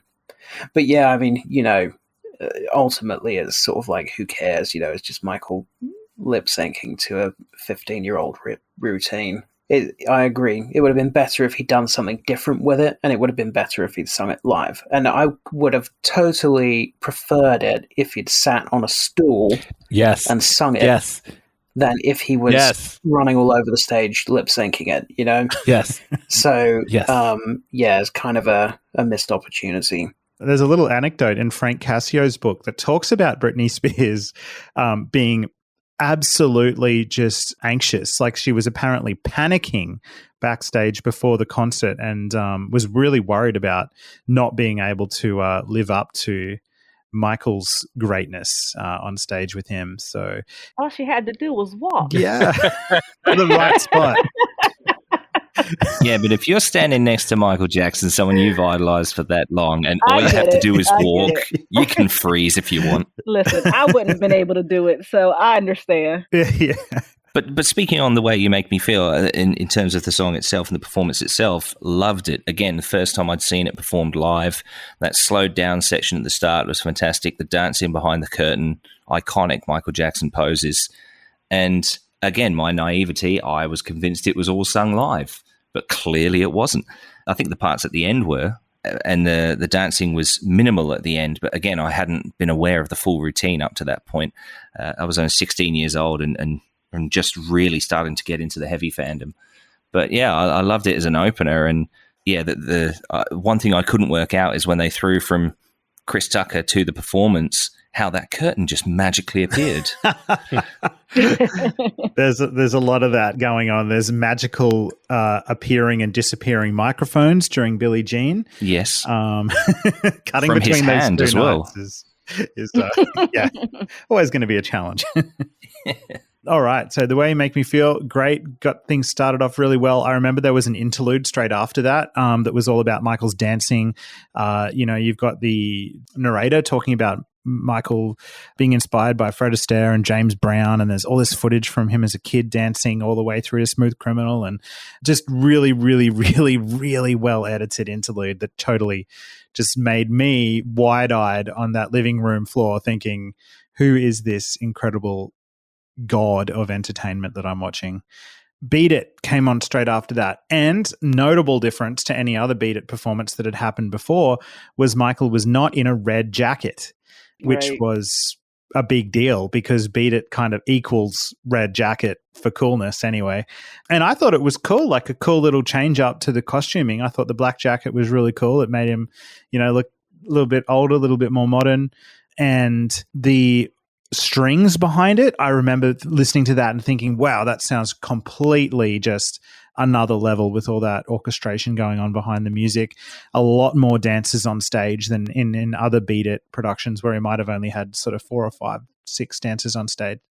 In this one, he had I don't know how many, 20 something behind him, which looked just phenomenal. Yeah, it was really good. The theatrics with the fight. I think it might have been the first time, I can't remember, but in other Michael Jackson performances of Beat It, from memory, nobody dies in the theatrical part. In this one, it's okay, Michael just got real because one of the gang members just actually died and gets carried off stage. So, but yeah, it was really great. I loved it. Again, I think, Charlie, you're right. I think in this one, it must have been from that first night, because you could totally see now when you watch it, especially in the Japanese high definition version that's on YouTube, when you look at his lip, like it sums up, like it's red and kind of inflamed and sort of puffy. And second night, it's not like that. So something was going on there, particularly in this number. You can notice it, but great song. Absolutely. And I think we mentioned earlier that when people try to imitate Michael Jackson and do Michael Jackson's songs, it's never going to be right. It can be good, but most of them miss the mark. Beat It, I have to say, is one of the few Michael Jackson cover songs that I've heard by Fall Out Boy, which I actually really enjoyed. And I think part of that was because of this performance at the 30th anniversary, where it was a sort of heavier, not quite grungier, but it was a heavier, a more meatier version of the song. And I really enjoyed that the first time I saw it, to the point where I even thought that Michael should re-record it with that sort of heavy guitar. But then you can't really take away from the iconic performance of Eddie Van Halen on the original. Yeah. But for me, I have to say, of the entire live performance, it's probably Beat It was my favorite of the live performances in that show. Beat It was okay. That's the one where I noticed the hand over the mouth a lot. So that was kind of, and I do remember noticing that in person. It wasn't a big deal. Like I said, I just assume he doesn't know the lyrics to Beat It, because I still can't get the lyrics to Beat It. But that nothing else about it like really stands out for me for that performance, good or bad. It's just Beat It to me, if that makes any sense. Yeah, it does. It does. It's a controversial one with fans. I find you either love it or it's kind of like, yeah, Beat It. I love it when it's really, really, really loud. I know that sounds so bizarre, but like if it's live or if it's at a party, yeah, it's one of those songs that has to be loud. But I mean, I was probably screaming the whole time anyway, so who knows? Yeah, it's not the kind of song that you just listen to in an elevator, is it? Yeah, right. It was typical Beat It performance. I actually like the theatrical part at the end where the gang member dies. I thought that was a different touch to the performance, but it didn't stand out other than that part from any other Beat It performance Michael has done in the past. So again, I kind of want to echo what Charlie was saying earlier, that with some of these songs you would like to see him do something a little bit different. So it was just typical Michael doing his Beat It performance live. Yeah, well, I think Jamin kind of inadvertently hit the nail on the head. He said a sentence which kind of perfectly encapsulated everything that was wrong with this show and with Michael's performing career generally by this point. Jamin's words were, Michael was not in a red jacket, which was a big deal. Now, that's, you know what I mean? That's like, it reminds me of when fans say, oh no, the History concerts aren't all the same because in Gelsenkirchen he did the Charlie Chaplin walk in Smooth Criminal or something. It's like, if that's the one thing you can point to that was different about one show, then you're kind of demonstrating the problem. Michael was not in a red jacket, which makes this a notable performance. I mean, basically, if you've seen one Beat It performance from the Victory Tour, then you've seen every Beat It performance Michael ever gave in his entire career, which is a shame. It's just Michael miming to Beat It for like the 300th time in 20 years and doing the same dance routine, so it's just hard to get excited about it. I mean, he does perform the dance routine very well, but you would expect him to, given the number of times he's performed it by that point in his career. I'd temper that just by saying again that, as you mentioned earlier, this is before the time of YouTube where people could go back and look at past performances pretty easily, and so there would be people, like myself and Jamin to a certain extent, where they're coming across this performance for the first time. Right. So if it is different, they're not getting that iconic performance. And that's a great point, because I have to remember that myself, having been a fan since the 70s. By this point, I had seen it, like Charlie said, for the 300th time. And so for me, I want something different. I'm craving something different. But for new fans at that point, you're right. you were seeing it for the first time and you were mesmerized by it for the first time. So I have to keep that in the back of my head, when we discuss this. It's a kind of a crazy argument, though, because it's a bit like saying that an author should just write the same book over and over again in case people haven't read their first book. It's worked for J.K. Rowling. If people, have never seen a Michael Jackson concert before, they have no right to expect that he's going to do the same thing every single time he performs in case they haven't bothered to go for the last 30 years. It also, it's not just for the fans, but it's for Michael. As I say, it's not fun to watch somebody performing who looks like it's not fun for them. Yeah. And that's kind of what it felt like for Michael pretty much from the Dangerous tour onwards. It was like more and more of the show was being lip synced. It was basically being copied and pasted from the last tour. I mean, even if you start with the Victory tour, every tour Michael embarks on is basically largely copied and pasted from the tour which preceded it. I think that is largely to blame for Michael kind of checking out and then also getting into this phase of not wanting to perform and repeatedly signing contracts to perform and then welshing on them. So you have HBO, the one night only thing, which he cancels for medical reasons and is supposed to reschedule and never does. And then you have the Millennium concerts with Marcel Avram, where he signs the contract and then never shows up and ends up getting sued. Then you have these concerts where, of course, on the night when he's supposed to be there, he calls up a doctor and gets injected with something and almost misses the show and basically turns up incapable of executing it properly. So it's as much for Michael's benefit. If he was doing something that challenged and excited him, then he might have been more G'd up and ready to perform, and we might have been getting more from him and more enthusiastic rather than kind of, let me just put the red jacket on and do this shit one more time then. Charlie, I completely agree. I think 100% with what you're saying. My point, I guess, was that it's taken the YouTube era to come along where you can watch those historical performances for that point to become apparent, or to me anyway. Yeah. I certainly didn't get the sense of that when I was watching it, and like Vinay is saying, seeing it for the first time, I was in front of a TV screen, you were actually there. As a young fan, none of that was apparent to me at all. I had no concept of that. All I saw was this magic happening on stage, and I was sure fooled by the propaganda of it all, whatever, the lip syncing, absolutely. But I'll go back to the point that I think, through Michael's struggles and clearly not as great a show as he had done before, the magic still shone through and was able to make millions of people fans. So, yeah, I do agree with your point as well, though, Charlie. Speaking of completely out of place jackets, let's talk about Black or White. So in this version of Black or White, we've got Michael wearing the Billie Jean jacket, which is just weird. And I think maybe that was a problem in the edit. Like I think in the actual concerts, Black or White must have happened directly after Billie Jean, but the way they edited it was so that Black or White happened beforehand in the televised version. It drives me crazy. Yeah, it's just weird. It's weird. Like, why would he be wearing that jacket and then come out minutes later and take it out of a suitcase? It just makes no sense. Yeah, and it took away the magic of the moment when they edited it that way. Yeah. And sort of the way you guys are talking a little bit about Beat It not being overly exciting, I really felt that way about Black or White. If I was to pick any of the songs in the solo set, I would say this would be the one that I would have dropped.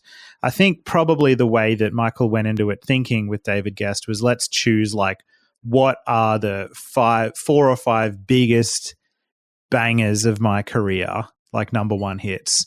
And I'd say they probably maybe got it right. Like The Way You Make Me Feel, Beat It, Black or White, and Billie Jean are probably his 4 most upbeat number one hits, like in terms of danceability and just excitement levels. So, like, I think they probably chose well in that regard, but I don't know. I think there would have been a chance there for him to swap Black or White out for something a little bit more, something that maybe wasn't a number one hit, or something that was like, even like Human Nature or something like that. It would have been cool for I like, would have loved that. That would have been awesome. yeah, maybe like just a slightly different tone there, to be something just to put a light on his vocals. But yeah, so this is one that was a bit of a miss for me. It was okay, but I have to preface this by saying that Black or White is one of my least favorite Michael solo songs, and I take a lot of heat when I say this online. It's just not, it's not one of my favorite songs, and I agree with you. He could have swapped this out with "Don't Stop Till You Get Enough" or "Rock with You," something from Off the Wall. And so I'm always underwhelmed by Black or White, and so this performance didn't change that. Now, I normally do love Black or White, but it was to me just kind of the same. Nothing stood out for me for that particular performance, but I am a fan of that particular song. But this one was just kind of how I feel about Beat It. It was just kind of routine for me. Interesting. See, I think I'm on the other end of the spectrum again, because my first conscious memory of anything to do with Michael Jackson is the song Black or White. And I remember them playing it on one of my first days of primary school as well when I was young. In fact, one of my biggest performances, my dad was in the Air Force, and I remember he'd been away for a couple of months, and we were going to RAF Bryce Norton to pick him up. And this was playing over the radio and over the loudspeaker at RAF Bryce Norton, to the point where it distracted my mum so much she went over a speed bump a little bit too hard, and I think we nearly did an air-to-air and picked Dad up from the plane. But that aside, Black or White has always been one of my favourite Michael Jackson songs, although I have to agree that this isn't a particularly strong performance of it necessarily. I was pretty happy to see it because it was the first time I'd seen it performed live. Yeah. And I do want to add, like I said earlier, I just want to reiterate my point. None of this stuff mattered when I was there. This is all my afterthoughts. Yeah. Watching it, again, that night, every song to me was magic. And I just want to make sure I keep bringing that point home, because I sound like I'm criticizing it now, but it was, like I said before, spectacular when I was there. So I just want to make sure that you understand that all my criticisms is coming from long after the event. Of course. And that's the thing with the MJCast. We try to have a real look at Michael's career, and every one of us here knows that Michael was the greatest entertainer. Absolutely. He had decades of incredible, brilliant performances and tours. Right. And, who can fault the bad tour? Come on. But we're talking about this as like a problematic show, really, that had a lot of behind the scenes things going on that resulted in some, it not being his finest hour. But Charlie, what do you reckon? Black or White? I'm kind of Team Sean, because I've never really liked Black or White as a song. Sam Habib, actually, friend of the show and co-founder of the MJ Academia Project, once described Black or White to me as a song which sounded like it had been made by a focus group. Yeah. Which kind of took completely, I was like, yeah, you're right, it does. It's like, oh, well, we'll put something in for people that like rock music, and then we'll put something in for people that like rap. But all done in a kind of a haphazard way. So you end up with a rap that's never going to appeal to anybody who likes rap, because it's just been recorded by some studio engineer or something, and it's pretty lame. And Slash is on the track, the original track, but his guitar in the mix is turned like way down. I went to a Brad Sundberg seminar where he played Black or White with Slash's guitar turned up in the mix, and it's a completely different song. Anyway, what can you say about this performance? I mean, it's literally Michael walking up and down the stage while a pre-recorded Black or White vocal plays over the sound system, and that's it. I mean, that really is it. So what can you say? I mean, his eyes are closed for a lot of it. Yes. I mean, it really is like the definition of phoning it in at that point in the show. It's just, there's just nothing going on. Billie Jean. Okay, so this one was the moment where I absolutely just went, okay, this guy's on a whole other level. And I understand the vocals are also not live, but yeah, this is the one that totally just turned me into an instant mega fan for sure. But I want to hear from you guys first. So Billie Jean for me is always the song that I am waiting for Michael to perform. I watch it all the time on history concerts, on his band concerts. So I love Billie Jean. So it's hard to go wrong for me and Billie Jean. But what I will say about this performance is that I felt like it was cut a little short as opposed to some of his other Billie Jean performances where they seem to stretch out towards the end with those long dance segments and the breakdown of the music. So I felt like Billie Jean, for whatever reason, was cut short, which I didn't understand because that's kind of the one song everybody's really waiting to see him perform. I'm going to say something slightly controversial. Oh, no. And I'm going to get so abused on Twitter, but I don't believe that Michael in his entire career ever gave a great performance of Billie Jean. I think he gave great dance performances of Billie Jean, but I can't think of a performance of Billie Jean ever that the vocal was good on. I just can't think of one. I think at Madison Square Garden 2001, this is the performance which best demonstrates the editing, the way this show was very, very cleverly and slightly manipulatively edited. So what they do in the show is the vocal clearly is lip synced, but in the mix it's turned down and the crowd noise is turned way up. And this performance is filled with audience reactions. I think, to me, it appears to have been done to try to disguise the lip syncing that's going on. What you had on the nights, when you look at the two fan cam recordings, are two very different performances of Billie Jean.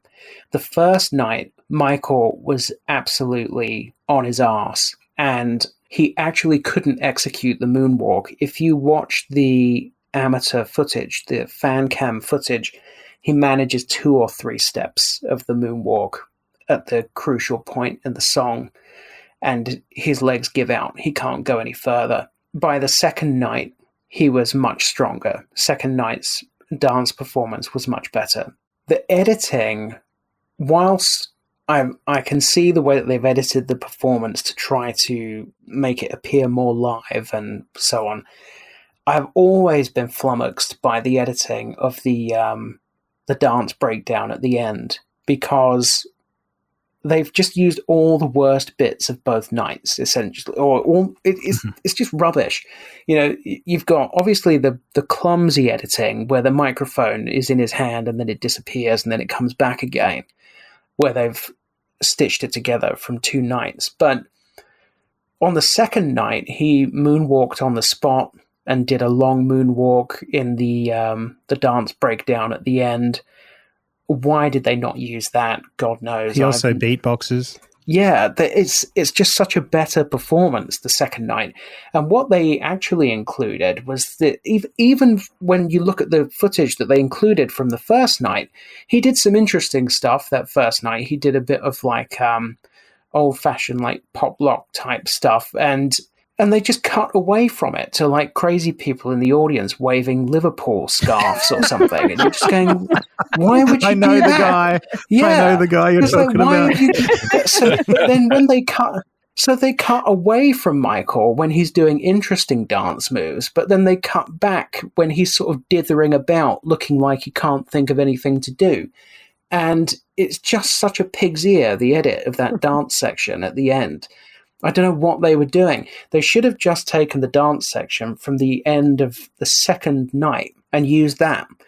It's just bizarre, just completely bizarre. I don't know what they were thinking. Maybe the cameraman did something wrong and they missed it all or something, so they had to use the first night. I don't know what was going on in that edit suite, because the second night was so much better and they just barely used any of it. Very, very strange. Wow. This is going to be the typical Michael Jackson, Billie Jean performance. This is the song every artist has. You know, your most popular song. You're going to perform it the same way every time.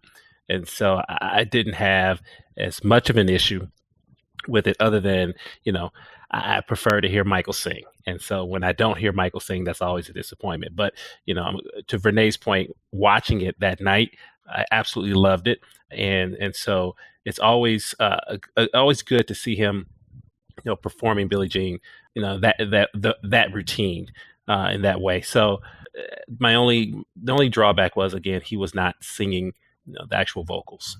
I'm conflicted on this one because I'm in total agreement with Vinay that it's always a song that I look forward to, and I would argue, in my personal opinion anyway, that Billie Jean is possibly one of the best songs ever written, and the live performances of it are always a highlight for me because it contains the moonwalk, of course.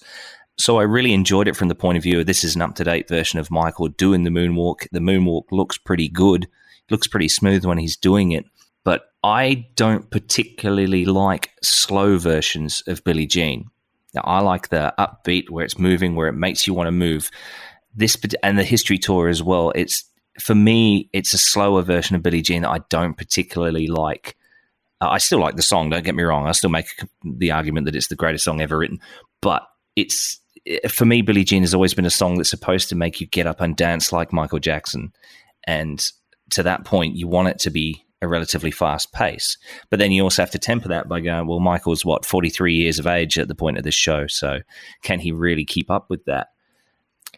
So that's why I'm conflicted. It's definitely one of my favorite songs of his to watch, but I didn't massively enjoy that performance other than the moonwalks.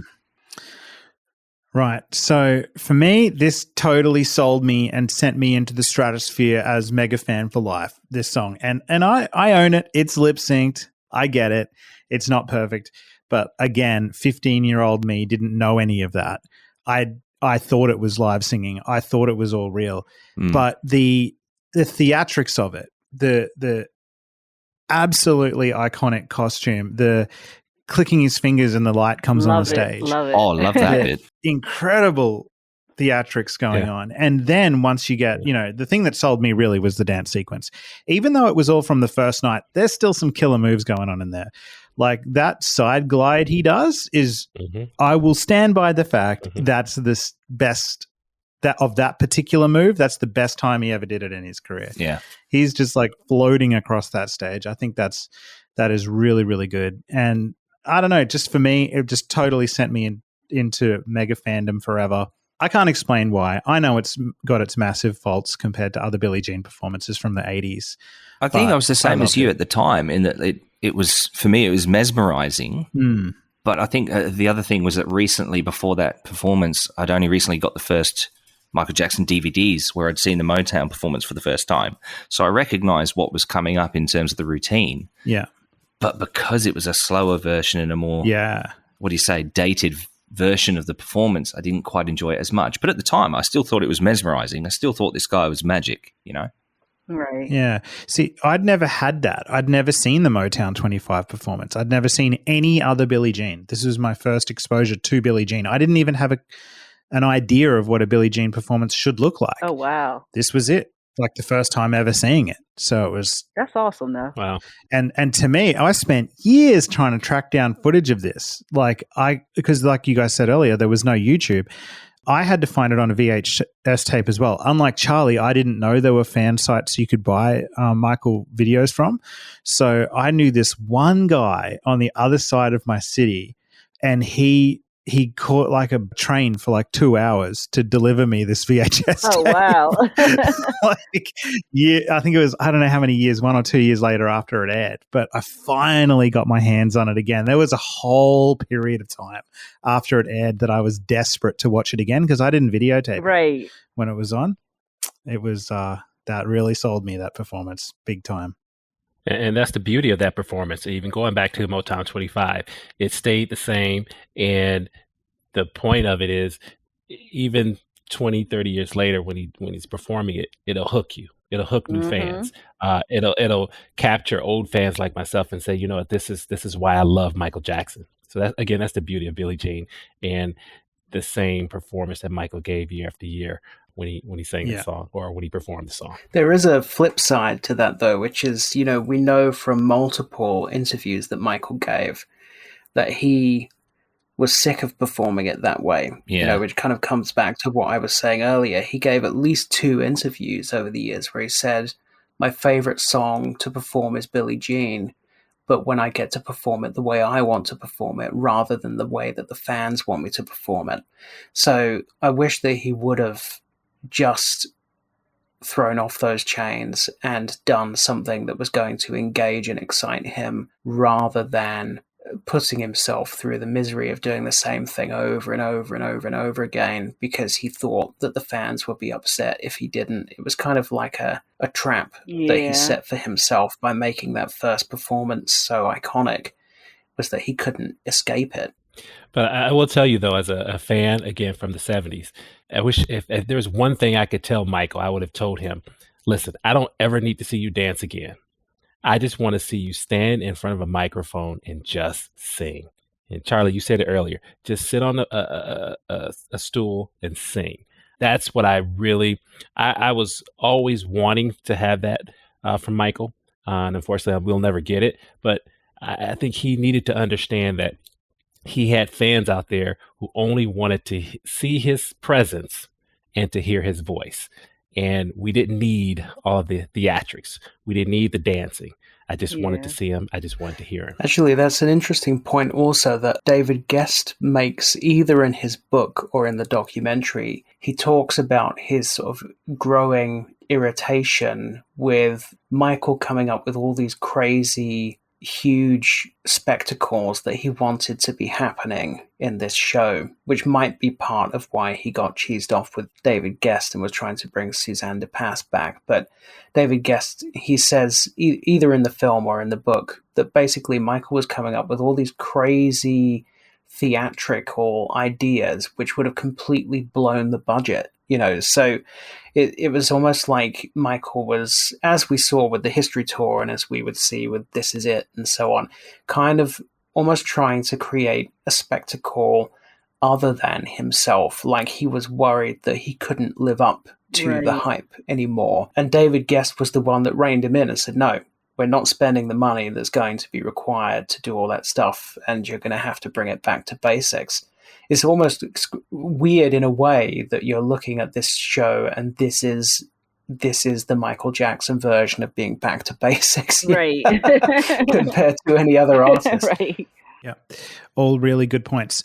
All right, so Billie Jean happens, and then it's time for a brand new performance of a Michael Jackson single, his first single from Invincible, You Rock My World. This was in the lead up to this song when the dancers are sitting on the stairs listening on their Sony Discman or whatever it is to this instrumental, and they're like, oh, a new Michael Jackson song. I was, in a state of high anticipation here because all of that footage that they'd shown in the interludes with Michael in front of crowds of, thousands of people, you're thinking, what is going to be next from this guy? Every album he's ever released has been huge. This next single has got to be incredible. And so then You Rock My World starts, and it is a decent song. I really like it. It's one of my favorite Michael Jackson upbeat songs. I've got nothing against the song at all, but I think, I don't know. I don't want to speak for you guys, but I think it's a pretty safe bet here to say that the debut of this song was not up to the same standards when Michael had debuted other upbeat singles from albums. I'm thinking like Bad, Black or White, Scream, that kind of thing. Anytime you had seen a new major single from a new Michael Jackson album, it was a really big event, like a major world event that people would tune in to watch. And this was not that. Michael had the black jacket back on that he had already been wearing for Beat It. His vocals, again, were lip-synced. The song was decent. The choreography seemed to be thrown together pretty last minute. In fact, I think I read a story that it was. His dancing had nothing to do with what the dancers were doing behind him. It was a pretty disconnected sort of performance.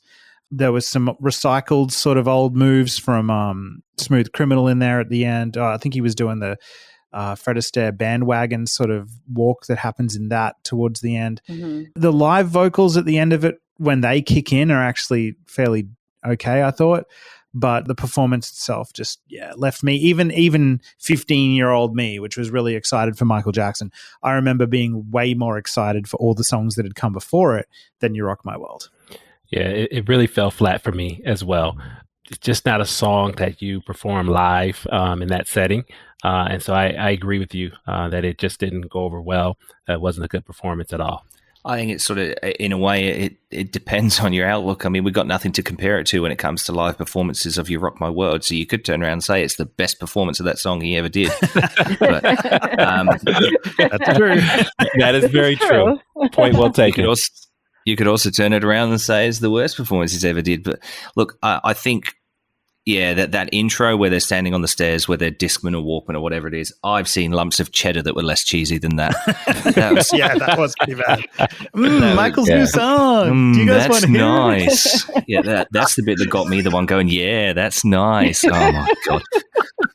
But, yeah, then they walk out onto the stage, and again, there's that level of excitement that this is a new Michael Jackson song, and I had obviously previously heard it. I think I'm right in saying by the time I watched, well, yeah, absolutely. By the time I watched that special, the single had been released and I already had it. So I knew the song. And again, I'm conflicted in that I enjoyed the performance, but then as history has gone on, you look back at it and you go, there's something not quite right here. Yeah. I mean, again, it's in hindsight, I can see, some of the issues with it. I think, isn't that the song where him and Usher bumped into each other? Yeah. There was a dance-off thing. Yeah. That was actually pretty funny and comedic, I thought. Yeah, I liked them. I liked them. I seemed like Michael, I don't know, maybe wasn't aware of his spacing at the time, but I thought the whole thing was fun because, I already told you how I felt about Chris Tucker. And it's always cool to see Usher come out and do his Michael. So I don't think I really paid that much attention to the girls on the steps. I was probably just like, get them out the way, But and I think I had already had the anticipation that Chris Tucker was coming, so it wasn't horrible to me. I thought it was a fun performance. Yeah, it is a kind of a hard song to perform live, though. It doesn't have that same oomph as some of his other songs. But yeah, I don't know how I feel about it either way. It kind of didn't move me and it didn't unmove me. I'm just kind of in the middle with it. But I like the people that came on with them. Yeah, it's also a really odd song vocally to sing live, I think, because from memory, the chorus, he's not actually singing the chorus on stage. He's just ad-libbing over the whole chorus every time there's a chorus. So it's just an odd thing. The only vocals you're hearing that are meant to be him singing are those mimed ad-libs until the end of the song, of course, when the live vocals kick in. But yeah, definitely the Chris Tucker and Usher thing at the end I quite liked that, to be honest. When Chris literally kicks with the wrong leg and then Michael falls over laughing on the stage, that was a really funny, human moment that was great. But yeah, that was sweet. Well, there are two very different You Rock My World performances. The first night, there were no girls on the step and there was no Usher or Chris Tucker. And what actually happened on the first night was Michael stood on the stage after whatever the last song was. I forget what order they actually went in on the night, and said to the audience, what song do you want to hear next? And got an emphatic response from the crowd that they wanted to hear You Rock My World. And he reacted with some surprise and said, already? Or something like that. Because it had leaked, hadn't it, at the time? It had leaked, and it had been leaked by Sony because he and Sony were in a disagreement about what the first single should be from Invincible. He wanted it to be Unbreakable, and he had a whole video concept for Unbreakable, and Sony was not prepared to pay for that video. So they leaked You Rock My World and then said, oh, well, this is going to have to be the first single because it's leaked already. So, and Michael was locked already in a big row with Sony, and there was a big dispute over the fact that Sony failed to buy a single advertising space during the TV broadcast of the concert to promote Invincible. That was a whole separate row that they ended up having. But anyway, so the first night, Michael performs You Rock My World, and when you watch the fan cam footage, that is absolutely heartbreaking. It's shockingly bad. He tries to perform a move from the Remember the Time video, and he can't do it. He just can't execute it. He hasn't got the coordination. And then he tries to do a 180-degree spin and almost falls over. And he spends the whole performance hunched double with his hand covering his face. And then when it gets to the bridge, he stops the song and he never finishes it. And he is in such a state at that point. I mean, he literally looks like he's going to collapse at any moment. The second night, as with the second night generally, is much, much better. Albeit his vocals, when he's ad-libbing over the verses, are very flat. They're off key. And he doesn't really hit his vocal stride until he's sort of shout singing the ad-libs after the bridge. Yeah, I mean, you've covered it already. It's not an amazing... It's a great song. I think You Rock My World is the last great Michael Jackson dance song. But the performance seemed to have been cobbled together at the last minute. It's clear that on night one, there's no intention to perform that song. I don't know what he was supposed to be performing instead, but he sort of had to introduce You Rock My World into the show because the audience had demanded it. It was almost like a stunt that had backfired. Maybe he was expecting them all to say something else, Thriller or something. And so they cobbled together this performance in 2 days with the girls on the steps and then Usher coming out at the end and so on. So it's kind of a last-minute addition to the set list and to the show, which is why it all feels a bit kind of, that will do. I think his dancing at the end of the second night, where he's involved in the dance-off with Usher, he dances Usher off the stage. That's a flash of Michael Jackson greatness right there. Right. You can't even see, you forget Usher's even there. And he stood right next to him, But that first night, You Rock My World, was just devastating. And wasn't there something else that happened, another performance that was never televised? Was it We Are the World, where Quincy Jones and everybody's back on stage? Yes. That's what I mentioned earlier, where Michael came, that was at the end of the first night. Michael came on in a silver jacket. And I mean, he looked more stoned than he had looked the whole night. He just looked like a zombie, like he literally barely knew where he was. And then when We Are the World finished, they started playing You Rock My World again, and Michael started sort of ad-libbing You Rock My World, and again, completely off key. It's like he has no self-awareness in that final bit of that concert. Is like he's on another planet. The footage is on YouTube. You can get it quite easily. It's real sad. Yeah. It is sad that there was never Unbreakable released, as you say, and or Unbreakable wasn't used as the first single. But the other thing, which is a bit of a side note, is that to me it's a massive travesty that We've Had Enough didn't make it onto the album. I love that let alone song. make it out as a single, because I feel that could have been amazing live as well. Yeah, I agree completely. Yeah, we're going to have a whole Invincible roundtable as well, where we can talk about some of those unreleased tracks that could have made it on, but I'm with you for sure. It also kind of makes me sad to think that in that front row is Rodney Jerkins watching these concerts, and he'd worked with Michael in the studio for years at this point. And like you said, Charlie, You Rock My World is a great song, and this was his moment to see You Rock My World shine. And he didn't get that kind of experience, I guess, like all of the other key producers that worked with Michael Jackson over the years. So I kind of feel a bit sorry for him as well.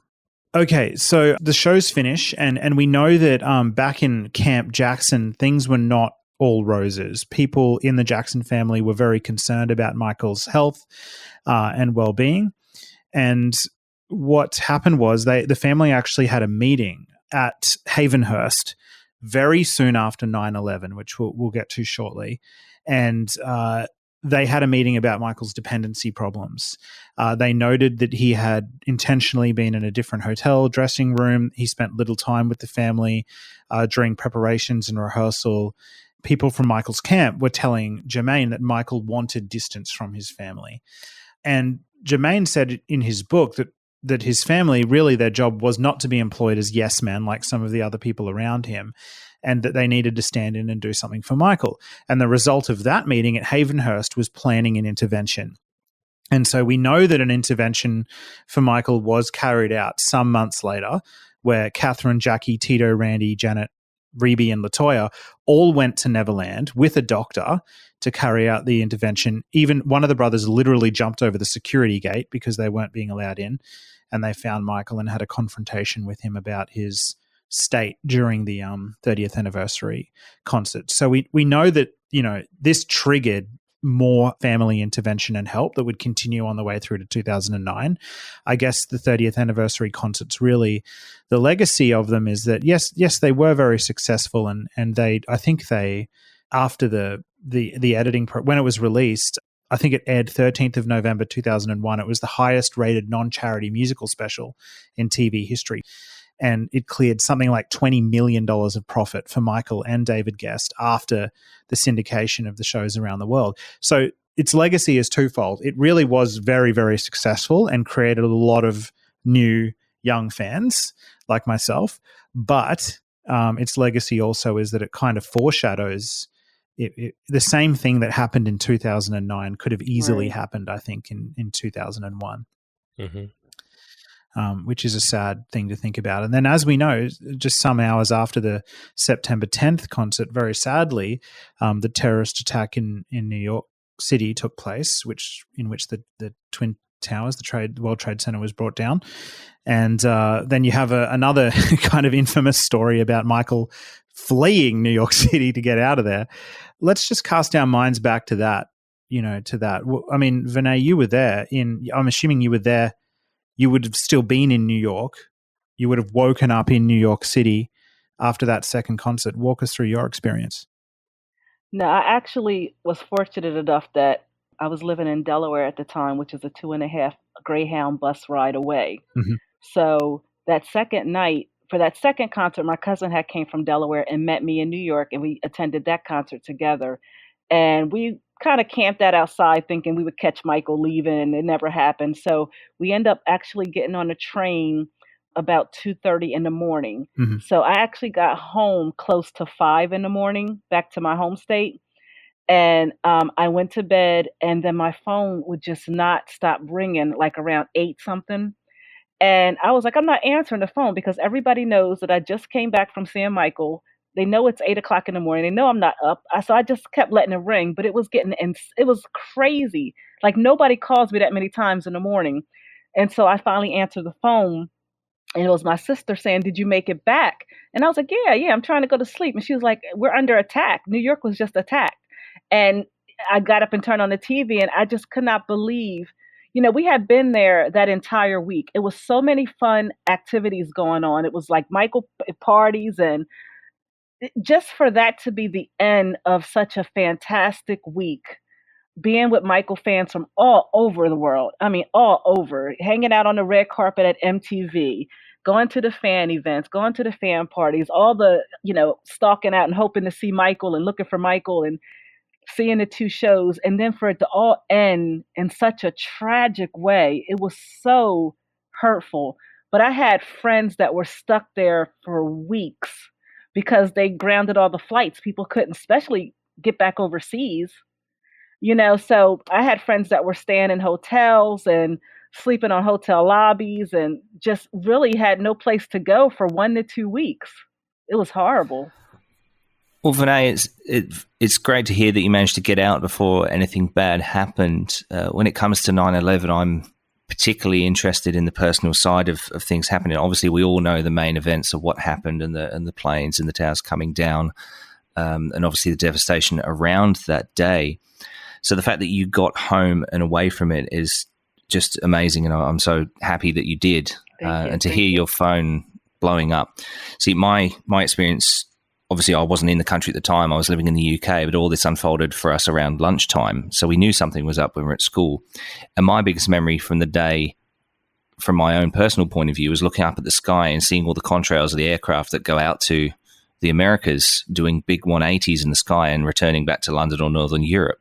Wow. But I've not really spoken to anyone who was on the ground in New York or Washington. And now that I've had the chance to visit both of those locations, to see the scale of these events for myself, I just wanted to speak to someone that was there or experienced it or has firsthand experience of what happened. And the fact that you were in New York that night, I did wonder if you'd managed to stay or were staying in New York when it all unfolded. But the fact that you got out is great.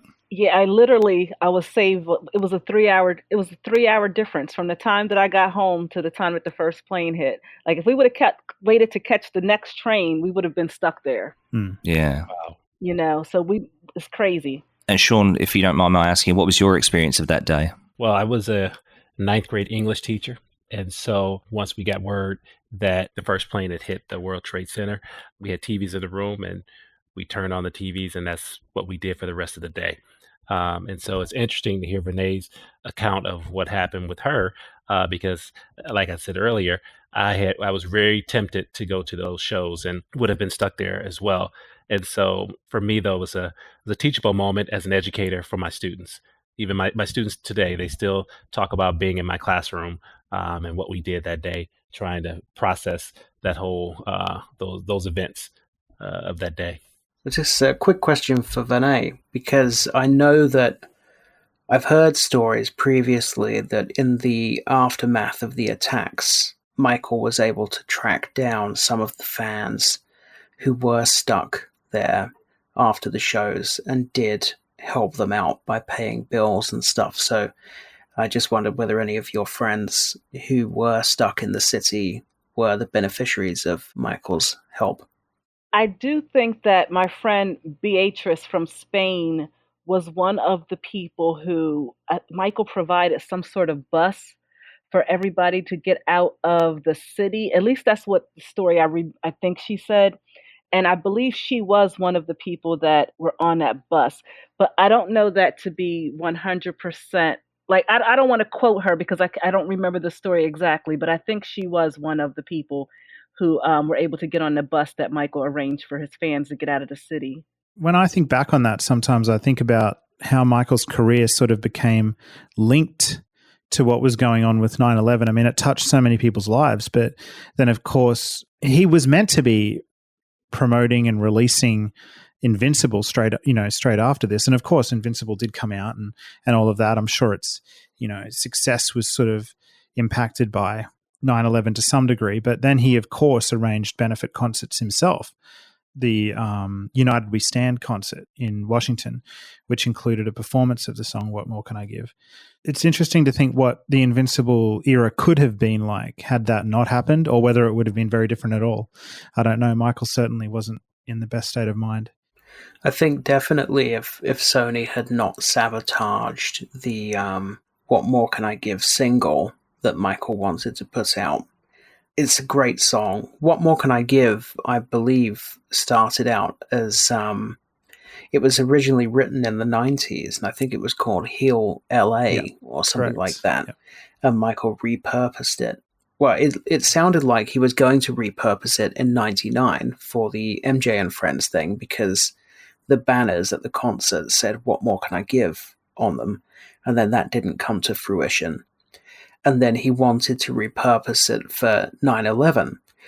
And Sony basically came up with some cockamamie story about, we can't do it because Mark Schaffel worked in the studio and he used to be a porn producer, which is like, yes, so what? What? That's just such a chicken shit reason not to release it. That's so what? It was clearly part of the ongoing war between Michael and Sony, the fact that got sabotaged. It's such a great song that had that been promoted properly with Sony's backing, I have no doubt that would have become an absolute global smash. It is a fantastic song and a great collection of artists. It would have been huge if that had not been sabotaged. It would have been an astronomical success. Right. So for now, let's talk a little bit more about what we think could still come from these shows. I mean, David Gest has passed away. Who knows where the rights are for these shows now? Just hypothetically, if you were in charge of re-releasing the 30th anniversary concerts in whatever form you think that they would be best in, how would you do it? Well, I think it's important to document the shows as they happen. So for better or for worse, I think you need to release them, both shows in their complete form. So that way fans can see, because right now we're looking back and saying, how did those shows turn out. And so I think we need to be able to see those. But at the same time, I think you need to have an edited version so that way we can see the best of those shows. So I guess in terms of, what would I do with them?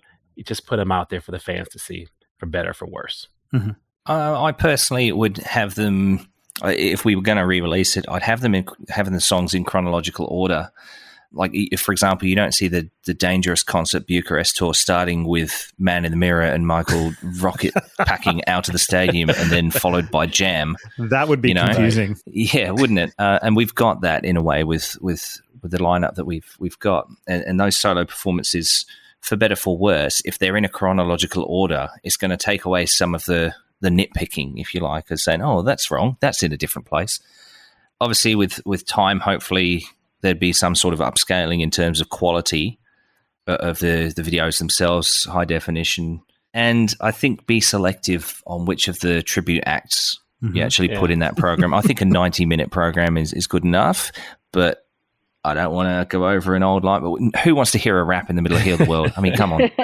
Right. Especially when you've got Ray Charles that hasn't been aired before. So. Yeah, exactly right. I'm still not over that rap. I will get over it one day. But I won't. I'll never get over it. and it wasn't even just the fact that it was a rap. It was who it was also, because Rod Digger at the time, to me, wasn't popular enough to be there.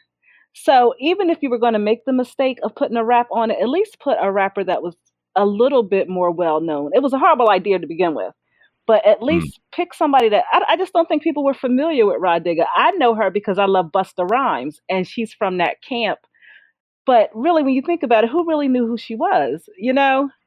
I still don't know who she is. Exactly. That's my point. So it's like, I just think it was a bad idea. And as far as the future of them, I think it would be really cool if somehow they can be tied into Prince's Hill LA, maybe even released as a fundraiser for him. Something that makes it, I don't know, that just ties it back to Michael's humanitarian efforts. Everything that his son is doing is so freaking fantastic. And if he can somehow incorporate that, of course, like you said, remaster it. Let's cut out Liza. Let's cut out Marlon. Let's cut out the rap.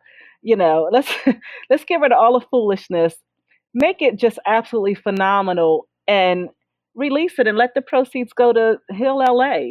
Because people want it because it's Michael, and most of us have a bootleg copy anyway. 2 or 3 different bootleg copies, but release it like I have a Motown 25 box set. That box set has a DVD of just rehearsals, and then a DVD of shows. And I have no idea what the other 2 DVDs are. It's like 4 DVDs. Do something like that. Put the book in there that we got that night, smaller version. Put some rehearsal footage on one DVD. Put the highlights, from it. Make it a whole nice box set, an anniversary box set of some sort. It almost needs to be in a documentary form. Yeah. Yeah, that would be cool. Yeah, just like we're sitting here talking about it now. There needs to be. I mean, we've seen some good documentaries from Spike Lee, but so someone could come in, take this footage, and really talk about everything that transpired around this. And it doesn't have to focus on the negative, but again, really just kind of capture that moment and the fact that it is linked to 9/11 as well. Mm. Or perhaps that if Taj's documentary is to be a whole overview of, Michael's life and what this guy was really all about, that's potentially could be in there. I don't believe that there is any commercial or artistic value attached to these shows which would merit releasing them. I can't see a release of these shows being commercially successful in any way. I think they're only of interest to a very small proportion of Michael's existing fan base. And artistically, I think it's best that they're not available. Much like the History Tour, I think it's actually detrimental to Michael's legacy to release that stuff. Because what you don't want to do is release into the marketplace a wealth of material in which Michael is lip syncing and not performing to the best of his abilities, because it is actually damaging to the legacy. So it gives ammunition to critics. You know, if this was to be released on DVD tomorrow, the critics would savage it, and they would be justified in savaging it. They'd say this is Michael Jackson on drugs miming to a handful of his old hits. What's the point? Yet that would be a completely valid and true statement by those critics. So what would be the point? I think what happened around those concerts is interesting, and it might be interesting to include some discussion of it in a book or in a documentary. But as far as actually releasing the concerts, I just think it's a complete no-no. I think it would actually be better to burn the footage than to release the footage. Well, speak your mind. Yeah, That's what he does. that's what I love about Charles Thompson. I am a huge fan. Younger me would have said, put out a high definition version, edit it again so it's mainly the second night, have a select group of tributes at the start, much like the ones we were saying at the start were the best, and leave out, Aaron Carter. I don't know if I agree with that anymore. I disagree that it wouldn't be commercially viable, because I think that there's a lot of those tribute artists in there that all together actually make a pretty decent concert. And many of them are still very popular today, like Beyonce and Usher. And, even like there'd be a lot of people interested, I think, in the classic artists like Luther Vandross and Dionne Warwick and Gloria Gaynor. And once you've got all those names together in one high definition musical release, I think actually quite a few people would want to buy it and have it in their collection. But for the reasons you were just saying as well, Charlie, I don't know if it's the best idea, especially with how Michael is in his own solo set. I think what I would want will never happen, because the estate probably controls the rights to all of this stuff. And what I think I would want is a really honest documentary around the conception of the shows and how they turned out, including a lot of that rehearsal footage you were talking about earlier, Charlie. And interviews with people involved in it. A really good documentary with snippets of footage from the shows, to showcase some of the good stuff that was going on in there as well. I think that would be the smartest thing to do. And I think it would be pretty damn successful as well, because you're watching the King of Pop in his last proper concert, really. I don't know about the commercial viability of that. I still don't think it would happen, because it would have to be really honest. And if there's one thing the estate is not, it's honest. There's an issue with the rehearsal footage.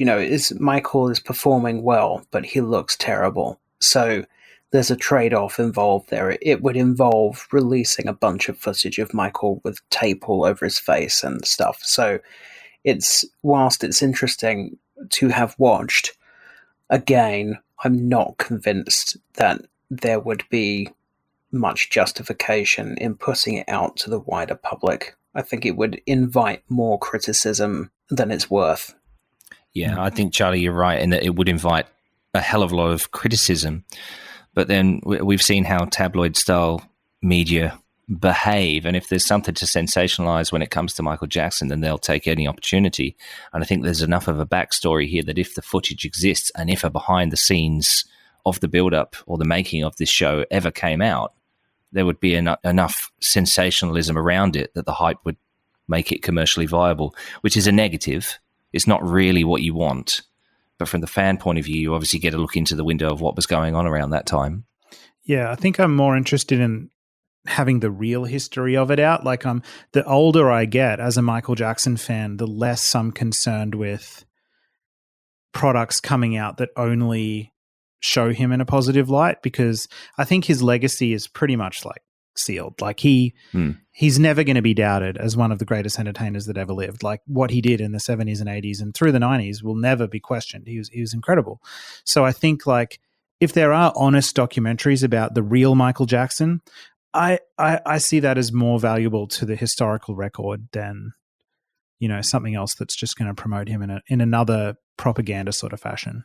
I agree with that, and I think that's why it's important that we do get some sort of documentary on this, or if it would be my wish that we could get some sort of documentary of these shows and that weekend and everything that transpired around it, reuniting with his brothers, 9/11 happening. There's a story to be told there, and I think as fans, I want to hear that story. Yeah, I'm thinking kind of like, I don't know if you guys have seen that documentary, Dave Chappelle's Block Party, where he's putting that that concert together that he did in New York. I can't remember what year it was, but like it's just a mix of performance footage from the actual concert, but heaps of cuts back to him preparing the concerts and trying to get people involved, and behind the scenes, him talking to people in rehearsals. And I think it could be a really great mix of that. Like the shows they had a really rocky road, and I think that's an interesting story in itself. But we'll see. I think it would take a really honest estate to do that, and that's not something we have. So. I think we'd be more likely to see something out of Taj than the estate. Yeah. Okay, well, that brings us to the end of our 30th anniversary roundtable. Congrats, guys. It happened. Hey. Thank you. Thank you for having us. Good deal. That's okay. So I want to go around the table now and just give you guys a chance to talk about where people can find you online.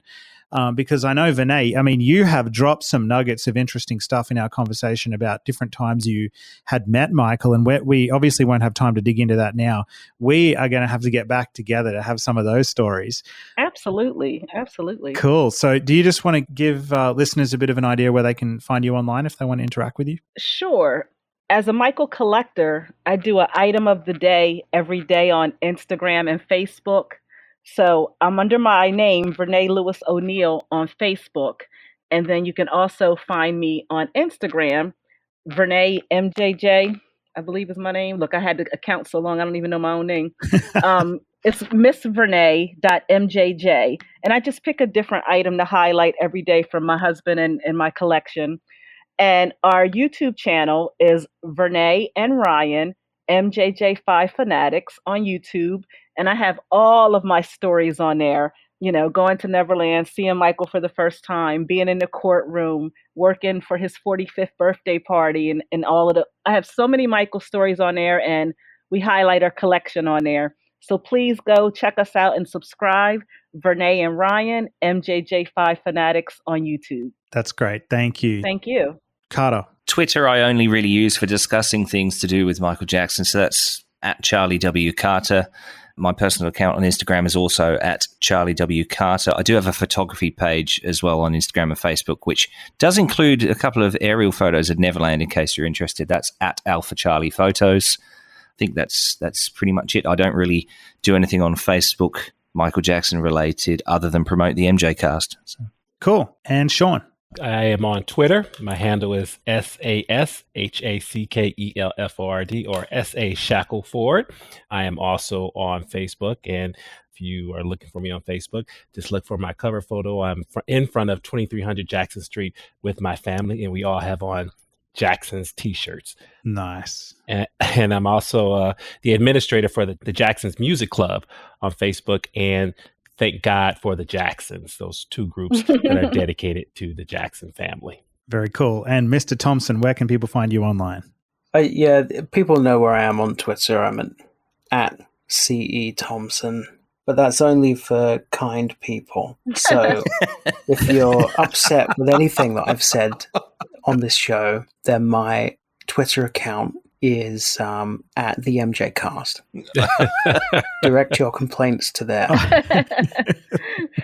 Poor Elise. Let me just say this. I've interacted with you, Charlie, on Twitter, and I never want to get in your crosshair. So I want to make sure I stay on your good side. I've seen you cut people up, and I'm like, okay, I want to be Charles Thompson's friend. Well, Charlie, you've only had kind things to say about Sean. You told me a story once about when you listened to his episode on a train ride. I did, yeah. I was actually on my way to see the Jacksons back in August when they did their show the day before Michael's birthday in England, their first show back since the pandemic began. And I listened to the new MJCast on my way on the train, and it was Sean's episode talking all about the Jacksons and how great their albums were, which I agree with completely, and how great their tours were. And it was such a brilliant episode, it made me really emotional. And it was particularly great to listen to it on my way to see them. It was just a fantastic listen. Well, thank you, Charles. That's high honor coming from you. Oh, I'd agree with it as well, Sean. Your episode was one of my favorite ones to listen to and to edit. So I definitely recommend that people go and have a listen. Thank you guys. I appreciate it. I had a lot of fun doing it. Yeah. Someone actually texted me the other day to say they were listening to that episode and how brilliant it was, but I can't remember who it was. I can't remember who messaged me.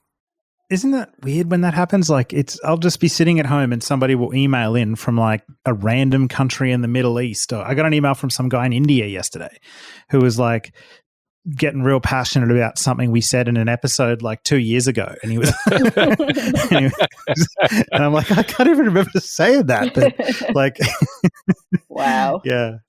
Look, guys, thank you so much for joining us. I feel really lucky to have been here with all of you talking about the concerts that made me a fan. And yes, they weren't perfect, but they had their desired impact on so many million fans around the world, including me, who instantly became a fan for the rest of my life. I often, maybe a couple times a year go back and watch those shows on YouTube and always just reminisce of those days watching it for the first time. So thank you for being here to talk all about it. Of course, listeners, if you want to subscribe to the MJCast, we really encourage you to. So we are a podcast predominantly. We are on YouTube as well, but you can find us on all kind of podcast networks. We're on Spotify, we're on Apple Podcasts, we are on Overcast, we're on Google Podcasts, everywhere. Just search for the MJCast and subscribe. We're on all kinds of social media platforms. We're on Facebook, we are on Twitter, we are on Instagram. Just search for the MJCast. We've still got a few exciting episodes coming out this season. I'm very excited to be doing the Invincible Roundtable, which is going to be similar to this episode, but going through the songs on that album and the whole Invincible era. And that'll be a very interesting chat that we'll be having soon. So thank you very much for everybody tuning in to listen to this episode of the MJCast. We can't wait to put out another one soon. Keep Michaeling.